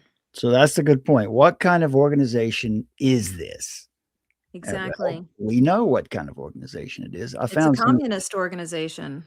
Yeah, here's what some of the Venezuelans themselves says how they feel about this. I wonder if I sent you some videos, okay? Okay. Where'd you put them? In the history. Gracias al gobierno de Trump por esta libertad que nos está brindando. De alguna manera se convierte junto a Edmundo González y a María Corina YouTube history. en los libertadores de Venezuela. Esto es algo que no sé cómo explicarlo. O sea, juremos. Yeah, we can't understand that. Well, but if you look in the YouTube history. Yeah, I'll get them. There's this from Breitbart as well. I tell you this, but these are great news. All eyes on Venezuela. These are historical news. This is history in the making. I mean, my chest, it feels like it's going to explode with joy because before I was even born, there have been struggles. My family has been fighting for so many years before I was even here. They have told me about it. They told me about a time where democracy existed, and now I can finally look forward to that. And that's just everything that I can ask for. And I just want to tell you people, America, Venezuelans are good people. The greatest people that I know, I can vouch for them. We are good. We are working hard. And this is President Donald Trump and Maria Corina Machado just created an opportunity for us to begin working harder than ever, because that's what we have always been doing. But now we will be working in our country. But we also have worked so hard here in the United States to build so much things. And I just want to thank you, America. Thank you for giving us this opportunity to work. There's a lot of pride that comes with Venezuelans. He actually wore this flag just like this for his college graduation in the University of Florida, just to show you how much love there is for this country that has gone through so much for so long. Being here has been incredible. People are dancing, people are cheering, and we've been here so many times, Christian, like you said. All right, I got some more. Some are sent over. Let's I'll play some of the leftists in America too, how they're responding, which is crazy, just crazy.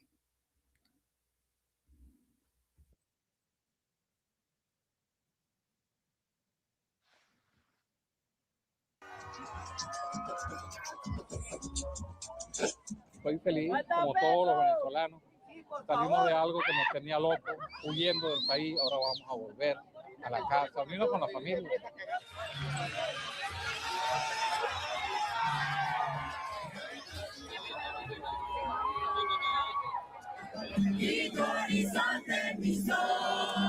Cuando uno está fuera de su país, cuando uno ha tenido que salir del país por ser perseguido político, por haber sido secuestrado, que ahora uno vea que en verdad todos esos verdugos están cayendo uno sobre otro. Eso es lo que uno dice que, wow, mi corazón llora de alegría.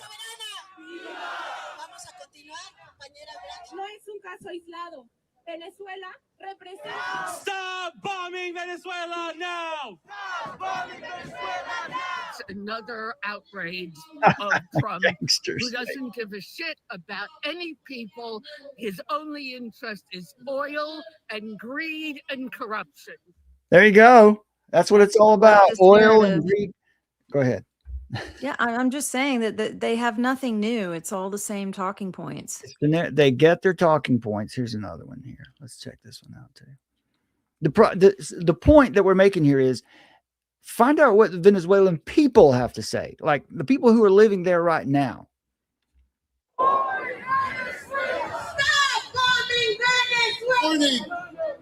The U.S. launched. And they're saying stop bombing Venezuela.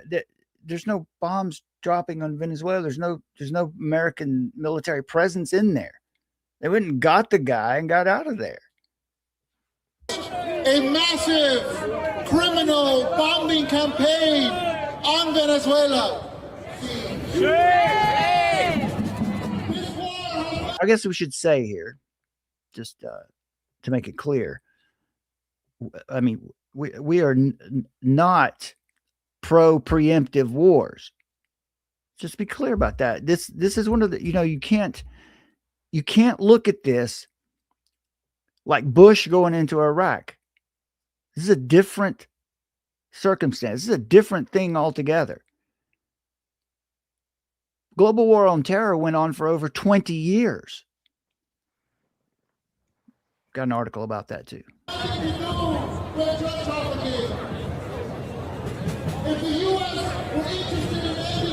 Stand with the Bolivarian Revolution. So stand with the communist revolution, right? These are Americans saying this. No idea. No more.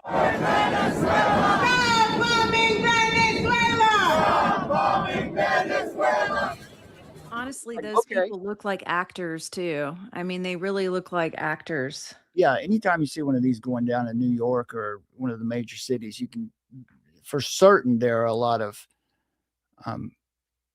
paid agitators there. I want to find this one guy who was if we can, he might not be in this clip, but yeah, arrest Trump. Yeah, okay. No war for oil. Again, folks, you have to remember that the oil in Venezuela has already been stolen from the people. They don't profit. They don't benefit. They're not being enriched by that oil at all. It's the regime, the actual oligarchs there who benefit from it. Well, the oligarchs there, but also the oligarchs around the world have been controlling it, who are, bringing about this new world order.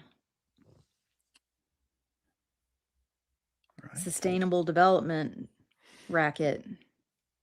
Okay. So, yeah. And here was the tweet from Trump that you wanted me to show. Trump released this afternoon. He says, I am pleased to announce that the interim authorities in Venezuela will be turning over between 30 and 50 million barrels of high quality sanctioned oil to the United States of America. This oil will be sold at its market price, and that money will be controlled by me, says Trump. I know what you're thinking. It's unusual. We haven't heard this, we don't hear this often as President of the United States of America. But why? Why then? To ensure it is used to benefit the people of Venezuela and the United States. I have asked Energy Secretary Chris Wright to execute this plan immediately. It will be taken by storage ships and brought directly to unloading docks in the United States. Thank you for your attention to this matter. So how do we hold them accountable for this? Remember when we were talking with you about the national security strategy I shared with you 2 videos ago. Everything in that national security strategy regarding foreign policy was good. Okay. It was aimed at protecting and benefiting the American people, which is the president's job. So we hold him accountable to that. We hold him accountable to those points that are in that national security strategy, that he would live that out, that he would actually do that. So in this case, how do you hold them accountable here? You look at what happens in the weeks and months to come in Venezuela. You pay attention to whether or not the people of Venezuela become better off, whether or not they're able to have an actual economy, whether private property is respected or restored, whether they're able to start businesses, whether they're able to get themselves out of this situation of destitution that they've been in under this regime. That's what we would expect if it's for the good of the Venezuelan people, and that's how you hold them accountable to it. Okay. Let's see. There was another one here. Yeah, I've got several clips of here now of Venezuelans that are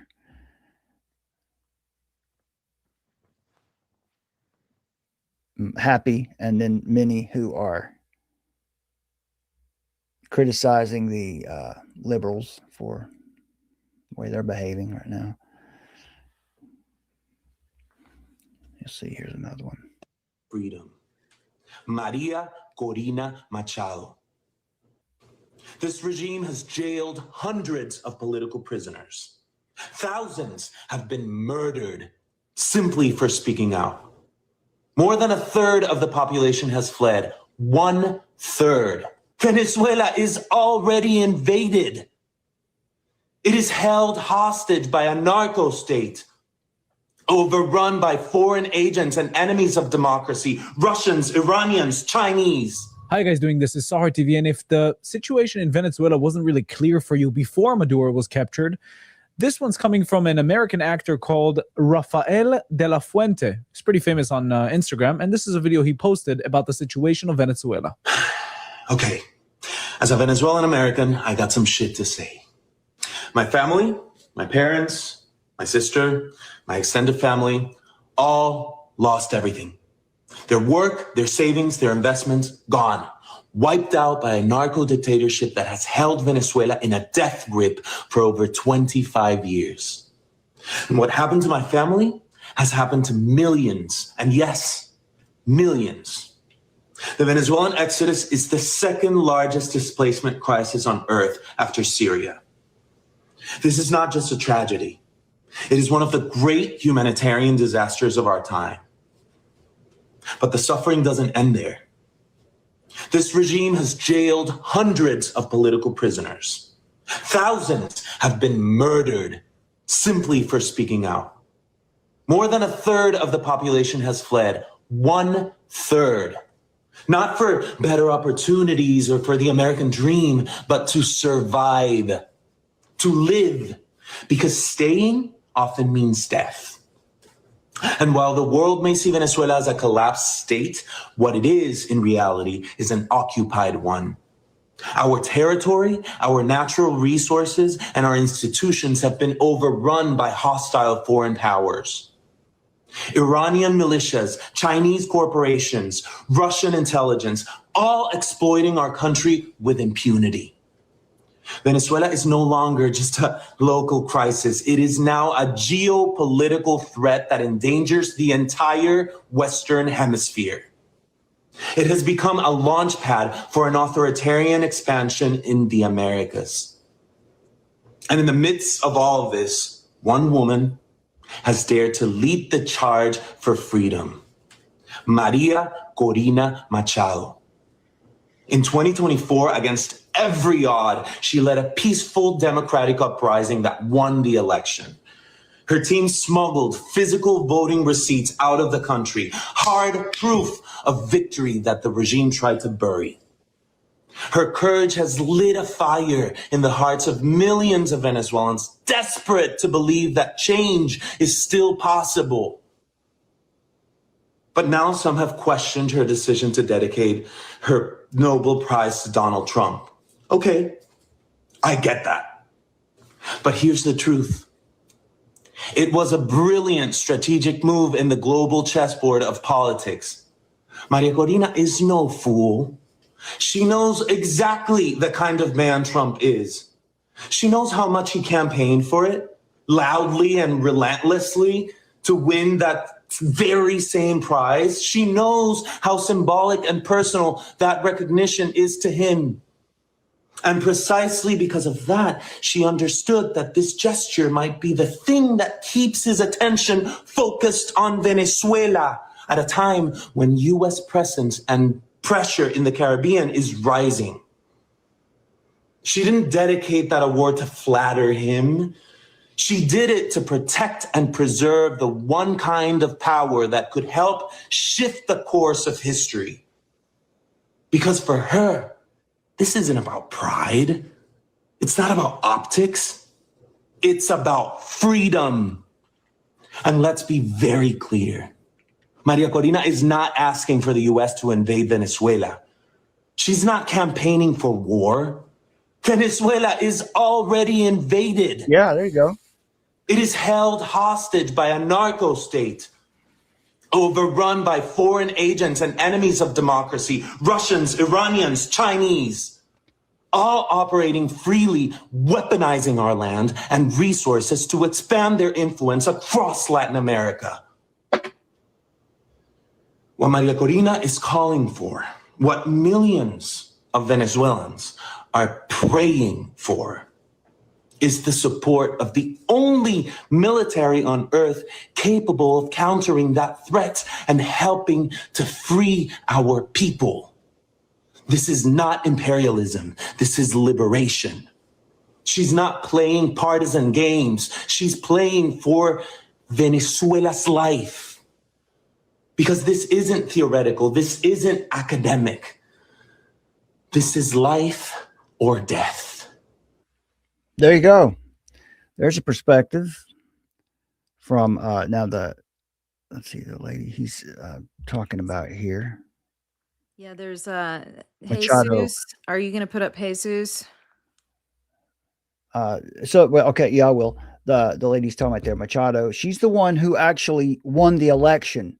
I believe that was also in 2024 that Maduro, which video? Well, you should see it in the history there. The Yeah, guy which that one's- we've listened to before, he's real cheeky. George? No, Jesus. Oh, the body language guy? Yeah. Okay. He All does use some strong language, but it's late enough at night. I think the kids are mostly asleep. So he uses some strong language, but I appreciate what he said. I really do. I think it's Latte important. so hard. The Democrats. All right, here we go. Let's do this. Open letter from Jesus Enrique Rosas, the body language guy, to liberals, Democrats, libtards, and the general woke mob. I see too many fuckers in here gripping their ethically sourced oat milk latte so hard, the cardboard sleeve is whimpering, staring at footage of us, actual Venezuelan human beings who have spent the last decade eating sleep for dinner, cheering for the orange man. How dare we, right? And it hurts, doesn't it? It feels like your brain is trying to divide by zero while some asshole kicks your junk with Delta Force boots. Since I know, I do know that. I know you ain't gonna read all this. This is a summary. Fuck you and your actually gag reflex. Too bad your squirrel mind can't fathom a guy in Caracas who has lost 40 pounds because of a collapsing economy and whose local currency is less valuable than a used napkin, is weeping with the joy because he thinks 47th is his ticket out of a socialist fever dream. And yes, we have been waiting for this moment for decades. But your immediate lizard brain reaction is to push up your glasses, scoff, and say, oh, actually, do these Venezuelans realize that Trump's stance on globalism is intellectually inconsistent with the neoliberal framework required for true South American stability?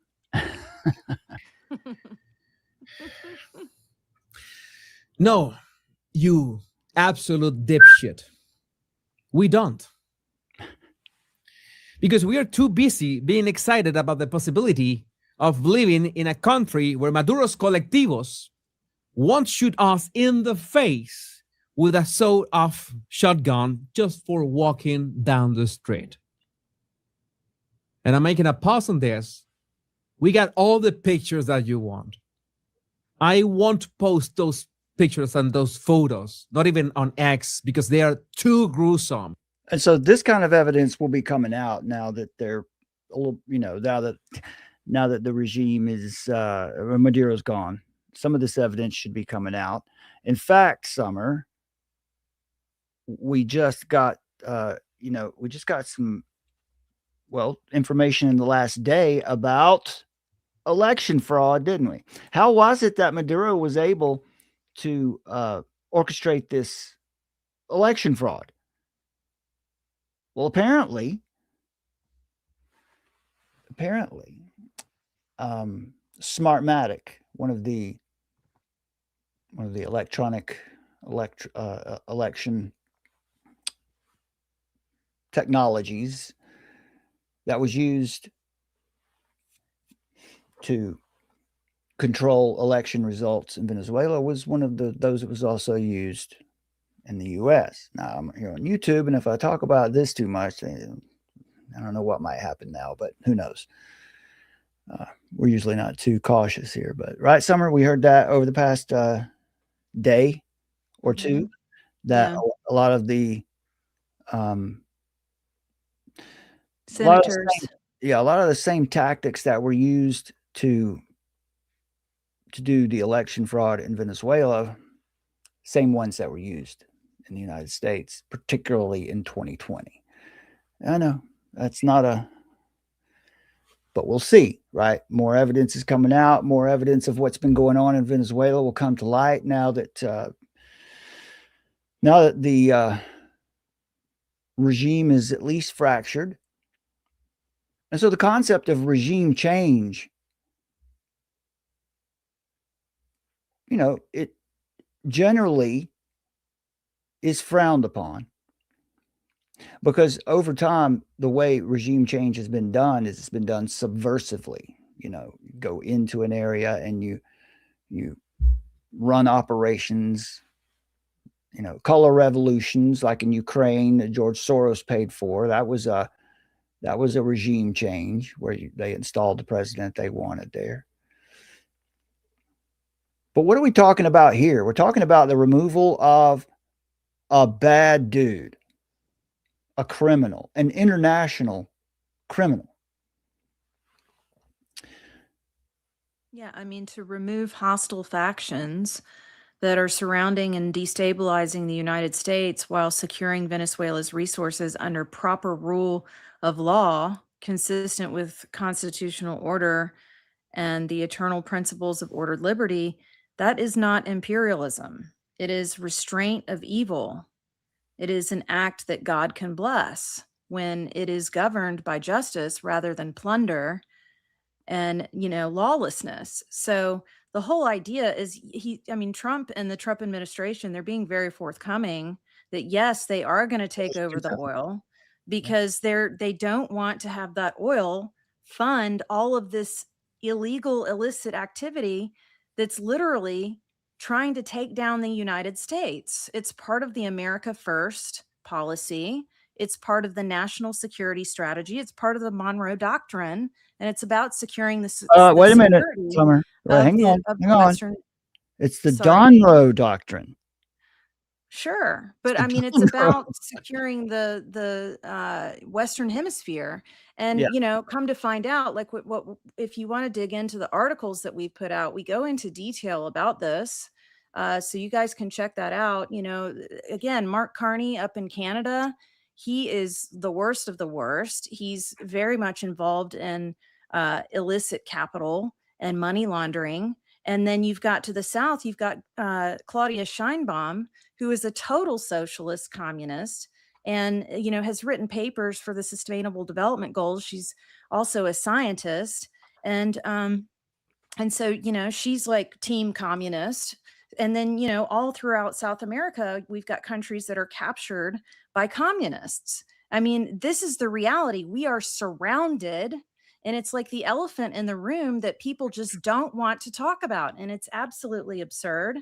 And so, yeah, I mean, it does look like this was a sincere effort on the part of the administration to actually try to cut off the head of the snake, and or at least a significant one. And Canada has taken note as well. You know, they know you know, I've shared an article inside of the piece that I've written here, which you can check out, and you can see that through, and also through the analysis of an MI6 agent, that they're picking up on the details. They are quaking in their boots. They are reacting, and they are trying to smear, like they always do, the Trump administration. And what I would say is this: it does appear like they are making a valiant effort to come against globalism and the Trump administration. Whether that is all theater, time will tell. But I'm going to pray for our world leaders. I'm going to pray for President Trump and for the Trump administration to be successful in that endeavor. And, you know, if you want to be a pessimist and act like this is just inconceivable and it's not something that could possibly be true, then I'm sorry, but that's not being a good, faithful Christian, because God can do anything. And as faithful stewards of God's word and being salt and light in this earth, on this planet right now, in this time that God has placed us, we are not to shy away from the public square. We are to speak the truth and speak it boldly and call things out and be watchmen on the wall, and to be involved in politics, be involved out here speaking, not hide your bushel under a, you know, hide it under a basket. And so, you know, God can turn this around. Man plans and God laughs. And there's been a lot of preparation for hundreds of years, no doubt, to bring about this new world order. But we know from the Bible as well that God will scramble the languages, and that, you know, if his people are faithful and repent and turn back to him, a lot of things can happen. And it just doesn't give us license to just be like, oh, well, it's already done, and, you know, there's nothing more that we can do. I think that this administration is showing a lot of transparency. And I believe that this thing that they have done by taking this oil, this resource, and liberating the Venezuelan people, who absolutely deserve to be liberated. It's horrific what has happened to them. Absolutely atrocious what has happened to those people. And it's also a warning shot, a canary in the coal mine, same like what we've seen to the Afrikaners in South Africa, what has happened, and, you know, just living under a communist system in South Africa for all the people there.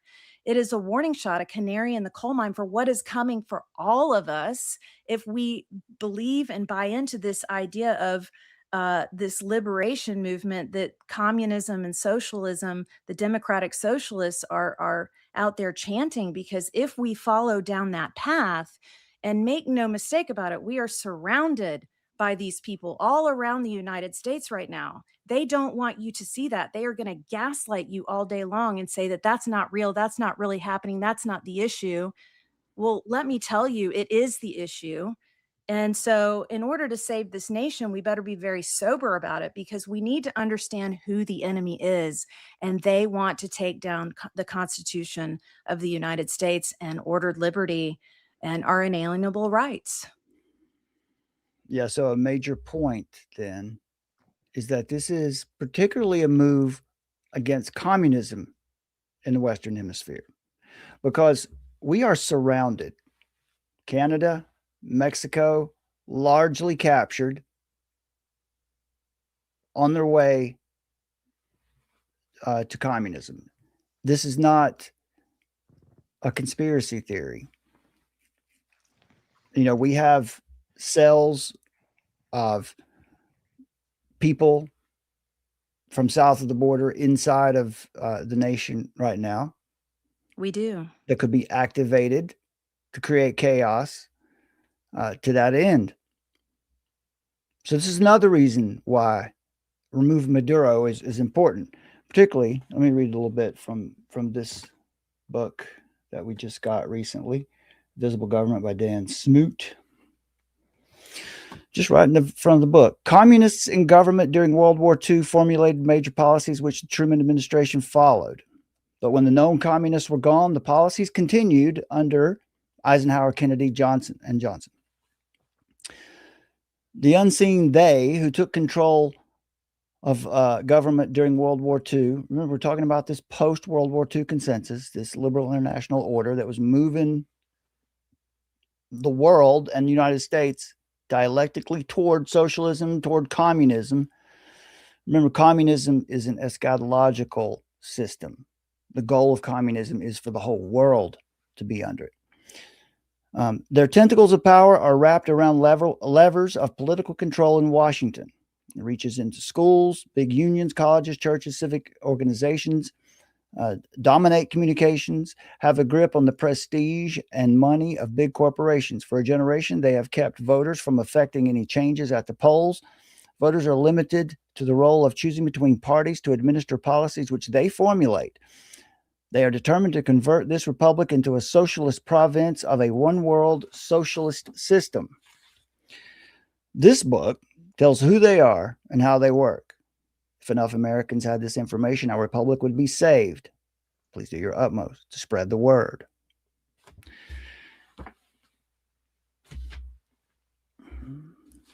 So what is the strategy? Very quickly here on the way out. What is the strategy of this administration? Well, it's been published, and we've shared it with you here 2 videos ago. But just in general, 3 big points: prosperity, prestige, and peace. Prosperity for the American people, particularly the middle class. This strategy is designed to benefit the American people, the middle class, to make the middle class strong again, because you don't have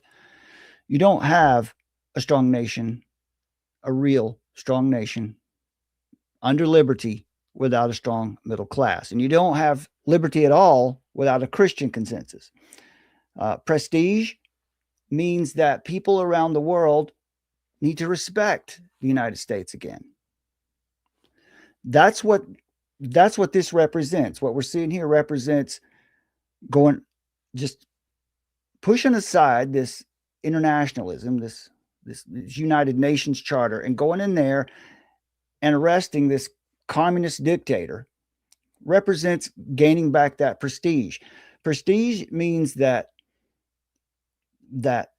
allies around the world respect you, that your enemies respect you, and yes, even fear you, right?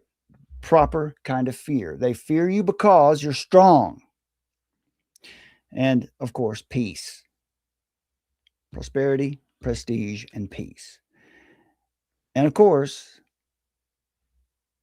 it's difficult to understand how peace is going to be achieved by dropping bombs.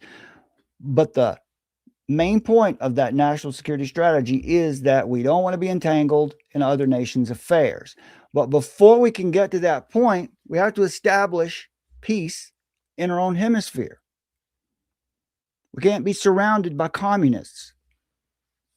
Sheinbaum in Mexico, the leader of Mexico, recently expressed her fear of rising cartel activity. And Summer was talking about that earlier today. And if that's true, she might be in a position to shift on her socialist positions a bit, at least. Maybe to work with the U.S. a little more on things like this. So those are the things we'll hold them accountable to. Prosperity, prestige, and peace. To not be entangled in the affairs of other nations once things have been stabilized, right? You're having to respond and correct decades of progressivism, a liberal international order. So this is why this is not the global war on terror. This is why this is not the Bush doctrine. This is a different thing. Quickly, I want to tell you why the arrest of Maduro is lawful, necessary, and morally justified. And I want to encourage you, please go to Substack and read the articles Summer has posted there. We'll be back to share more of these with you. Now that we have a setup here that we can use at home, we can be with you more often. Short answer. Nicolas Maduro has aided and abetted nations, organizations, and gangs that are truly at war with the American people. And this is the main point. That regime and its leaders have been at war with the American people, irregular warfare, for decades. For many years, Maduro himself has been hostile to American interests and the American people while hiding behind the prestige of international law and ostensible alliances with American adversaries. Now, what you hear today from the international community and leftists in the U.S. and the internationalists, call them the globalists, responding to the arrest of Maduro with terms like aggression, violation, and unlawful, and imperialism. Likewise, the American left and many neoconservative Republicans in name only, are criticizing President Trump in the same way. The general consensus among Trump's critics is that the military action and arrest of Maduro represents an unlawful invasion, occupation, and grab of Venezuelan natural resources. These criticisms are political and ideological in nature and are crafted to support the internationalist narrative, a movement that would like to see the United States weakened and submitted to the United Nations and the global socialist order.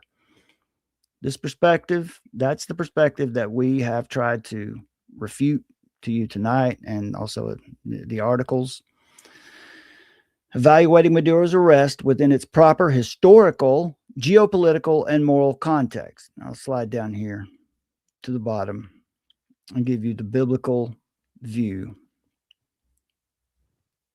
on why this is. So this article also explains why the global war on terror was unjust use of the military and is not what we're seeing here today. What has God said?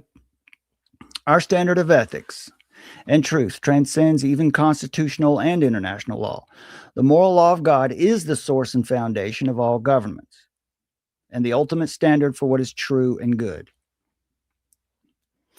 Attacks on cartels, narco-traffickers, communists, and the arrest of Nicolas Maduro are biblically justified actions for a president to order because civil authorities are instituted by God to restrain evil and protect life, not to tolerate predatory violence that destroys communities and enslaves the vulnerable. So protecting and fighting for the people of Venezuela is justified.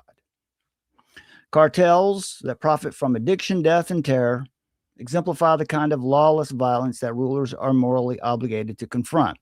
When the sword is wielded not for domination, not for ideology or empire, but when the sword of the government is wielded to stop those who shed innocent blood, and then is sheathed when the actions are stopped, once justice is restored, that is what reflects the biblical pattern of righteous authority acting as a servant of God for the good of the people. Let me show you here some more of the articles that Summer has put together here over the last couple weeks. We'll be back to share some of these with you. Venezuela, globalism, and the war on ordered liberty. Talking about the collectivist forces using narrative warfare to undermine the U.S. A good one here, when we decided to share with you, Venezuela is a test case for biblical restraint of evil. We use a quote from George Washington here, which is this: "There is nothing so likely to produce peace as to be well prepared to meet the enemy." All right. Again, the article we've been looking at just a bit tonight, and we'll definitely have to come back to this. This is not regime change. And it was really more than a strike in Venezuela. This was a strike on the city of London. I think we've shown this to you here tonight. Now, I do want to say to promote that Tom McDonald song. That was pretty good. Yeah, the woke world. We'll come back to that, and we'll come back and look at that more closely. And it came out a couple of months ago, I think. Maybe we can get back on here tomorrow and do that. Okay, we've also here another article about the narrative that our old friend Days of Noah has been putting out lately, talking about the heritage American, that framework, that term, which works the same as Christian nationalist, or Theo Bros. Yeah. And it's really more of the same about, the idea that Jesus wouldn't want you to be involved in politics. And this, in a particular clip that we found recently, they said that God isn't interested or concerned with nations. Well, we've in this particular article, and we'll talk to you more about this, but certainly God is concerned with nations. Read Psalm 2 if you want to know why God is concerned with nations. This is, as a Christian, the Great Commission is about going out there, making disciples of all the nations. Because God is concerned with nations. He wants nations to be submitted to him. How is he going to do that? Through Christians and the Great Commission. So, and to be good stewards of liberty, we want to fight for things like this. We want to tell the truth when we see about things that we see happening in the world. We want to evaluate them biblically, not politically. That's another criticism that we get. We're fronting some political narrative. These are not political issues. These are issues of morality, good versus evil. These are spiritual issues. And I don't know, Simon, unless you've got anything left, I think that's where we can leave it here tonight. I would. I would like to raise 3 different points for people to think about. Okay. About concerning the UN Charter. All right. So as we close tonight, everything that we've spoken about and what we've heard when we were when we were listening to the United Nations speakers speak tonight. So I'm just going to run through 3 different points. Number 1, the UN Charter as a man-centered moral framework. The United Nations Charter is not a neutral instrument of cooperation. It is a humanistic moral framework that deliberately removes God as the source of law and authority. By grounding legitimacy in international consensus rather than divine law or constitutional limits, it replaces inalienable rights with administered human rights, making liberty conditional on compliance with global norms. Number 2, the UN Charter as a supremacy claim over nations. From its inception, the UN Charter asserts the primacy of international obligations over national constitutions. So that means that it wants to reign supreme over all constitutions around the world, including the US Constitution. This structure is not accidental. It is designed to subordinate sovereign self-government to unelected international bodies, gradually eroding constitutional restraint and transferring moral authority from the people under God to global institutions without consent. Number 3, this is the last one, the UN Charter as a theological rebellion. At its core, the UN Charter represents a theological rebellion, the enthronement of man as the final arbiter of justice, morality, and peace. Scripture is clear. When law is severed from the lawgiver, that is God Almighty, power replaces justice and tyranny follows. A world order built on man-centered authority cannot preserve freedom. It can only manage populations. So the fact there's definitely through the situation with Venezuela and through the rhetoric out there in the media, you can see very clearly that we are now operating in a world where there are people that still want to abide under, that fear God, or just secular minded want to abide under the rule of law, as was written by the founding fathers of the United States Constitution. And then there are others who want to subscribe to this international law, to this game that these internationalist, globalists, Fabian socialist, communists, collectivists, progressivists, they want to play this game. So I thought that that was a good place to leave things off tonight and let you know that these are diametrically opposed. This is antithetical to what God has said and what God has taught us and what we know to be true from the Word of God. This system will fail because you cannot untether from God's law and eternal truth. You will descend into madness, and that is what we are seeing. And what you see right now on full display are people that are vying for and cheering for and on board with the ideas of the ideas that the United Nations are trying to push upon us. And then there are others who are pushing back against this and that understand that justice in Venezuela has been served by removing this tyrant from this country who was terrorizing these people. That is something that God can bless.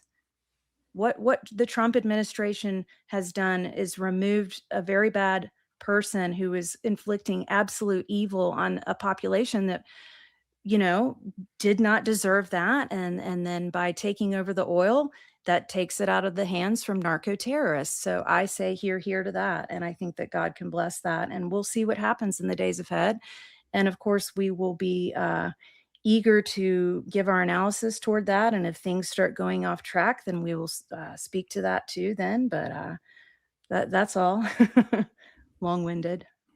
Yep, good points. It's a good place to leave it. I think I would encourage you guys to check out the articles on Substack. Also, make sure you have a look at our YouTube. Have a look at our videos.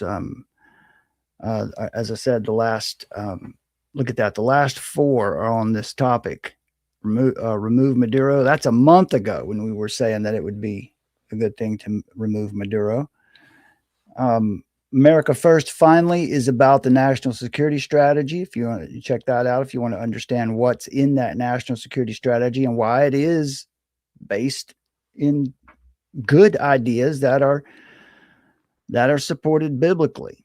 And then the leaked plan to end globalism is about the possibility of this Core 5 alliance that would include China and India and Russia and someone else. It's 5. That's 4. So check that out. It's not an official thing. It's just what seemed to be part of the national security strategy that wasn't released. So, take that with a grain of salt, but it's very interesting because, that was Russia, India, China, the United States, and Japan, I believe. Japan was the 5th one. Okay. Yeah. All right. Well, that brings us to the end tonight, folks. Thanks for being with us. And Summer, thanks for all of your input and all of the articles. Make sure you go to Substack. Just go to armoroftruth.net and that'll take you directly to Substack. If you can support us in any way, we'd really appreciate your help. We're back with you here in 2026. But we're planning to have the great Alex Newman come to our hometown later this year. That's in the early stages at this point, but we want to raise some funds to help that to happen. And of course, what I'd like to do is to hire an outside group come in to shoot it so that it's shot well, and then we can share that with you here on the channel. So we need to raise some funds to be able to film it. To do all of that. And so we look forward to bringing you high quality, God honoring work here in 2026. So if you can help us out in any way, we would really appreciate your help. All right, Summer, you got anything? Is that it? Thank you guys for sticking with us. If you've been here since the beginning, we appreciate you, and we appreciate you very much. And we love you, and definitely don't be shy to send us an email if you need some prayers. Yeah, definitely do that. And you can reach us at hello@armoroftruth.net. If you have any questions, if you want to ask for some prayer, we're happy to do that always. So God bless you, my friends. We'll see you again here very soon. God bless you guys. As early as 1928, the communists declared that the racial differences among our people constituted the weakest and most vulnerable point in our social fabric. By constantly probing and straining at this one spot, they calculated that eventually the cloth could be torn apart and that Americans could be divided, weakened, and perhaps even set against each other in open combat. The average American, they say, soft and decadent. He'll become paralyzed with fear and panic. He'll run away and hide and do nothing to interfere as they strike at the community's power centers. Any all-out revolution must create a state of crisis wherein almost all of the male population would be forced to remain in their homes because of its affluence. It has waxed soft. The motive force behind its life drive is its endless pursuit of prestige, conspicuous consumption, and sensual pleasure. After the stage is properly set, America could be brought to her knees in 90 days. Ladies and gentlemen, the organization behind these preparations has almost unlimited financial resources. Our enemies are deadly serious about their task, and it's nothing short of national suicide for us to continue to ignore their plans and their progress. The strategy calls for the quiet conversion of our government. They have one and only one solution for all problems. More government, and then more and more until it's total government. In 1943, the following directive was issued from party headquarters. It read, "When certain obstructionists become too irritating, label them after suitable build-ups as fascist. Label them as fascist or Nazi or anti-Semitic, and use the prestige of anti-fascist and tolerance organizations to discredit them. In the public mind, constantly associate those who oppose us with those names which already have a bad smell. The association will, after enough repetition, become fact in the public mind."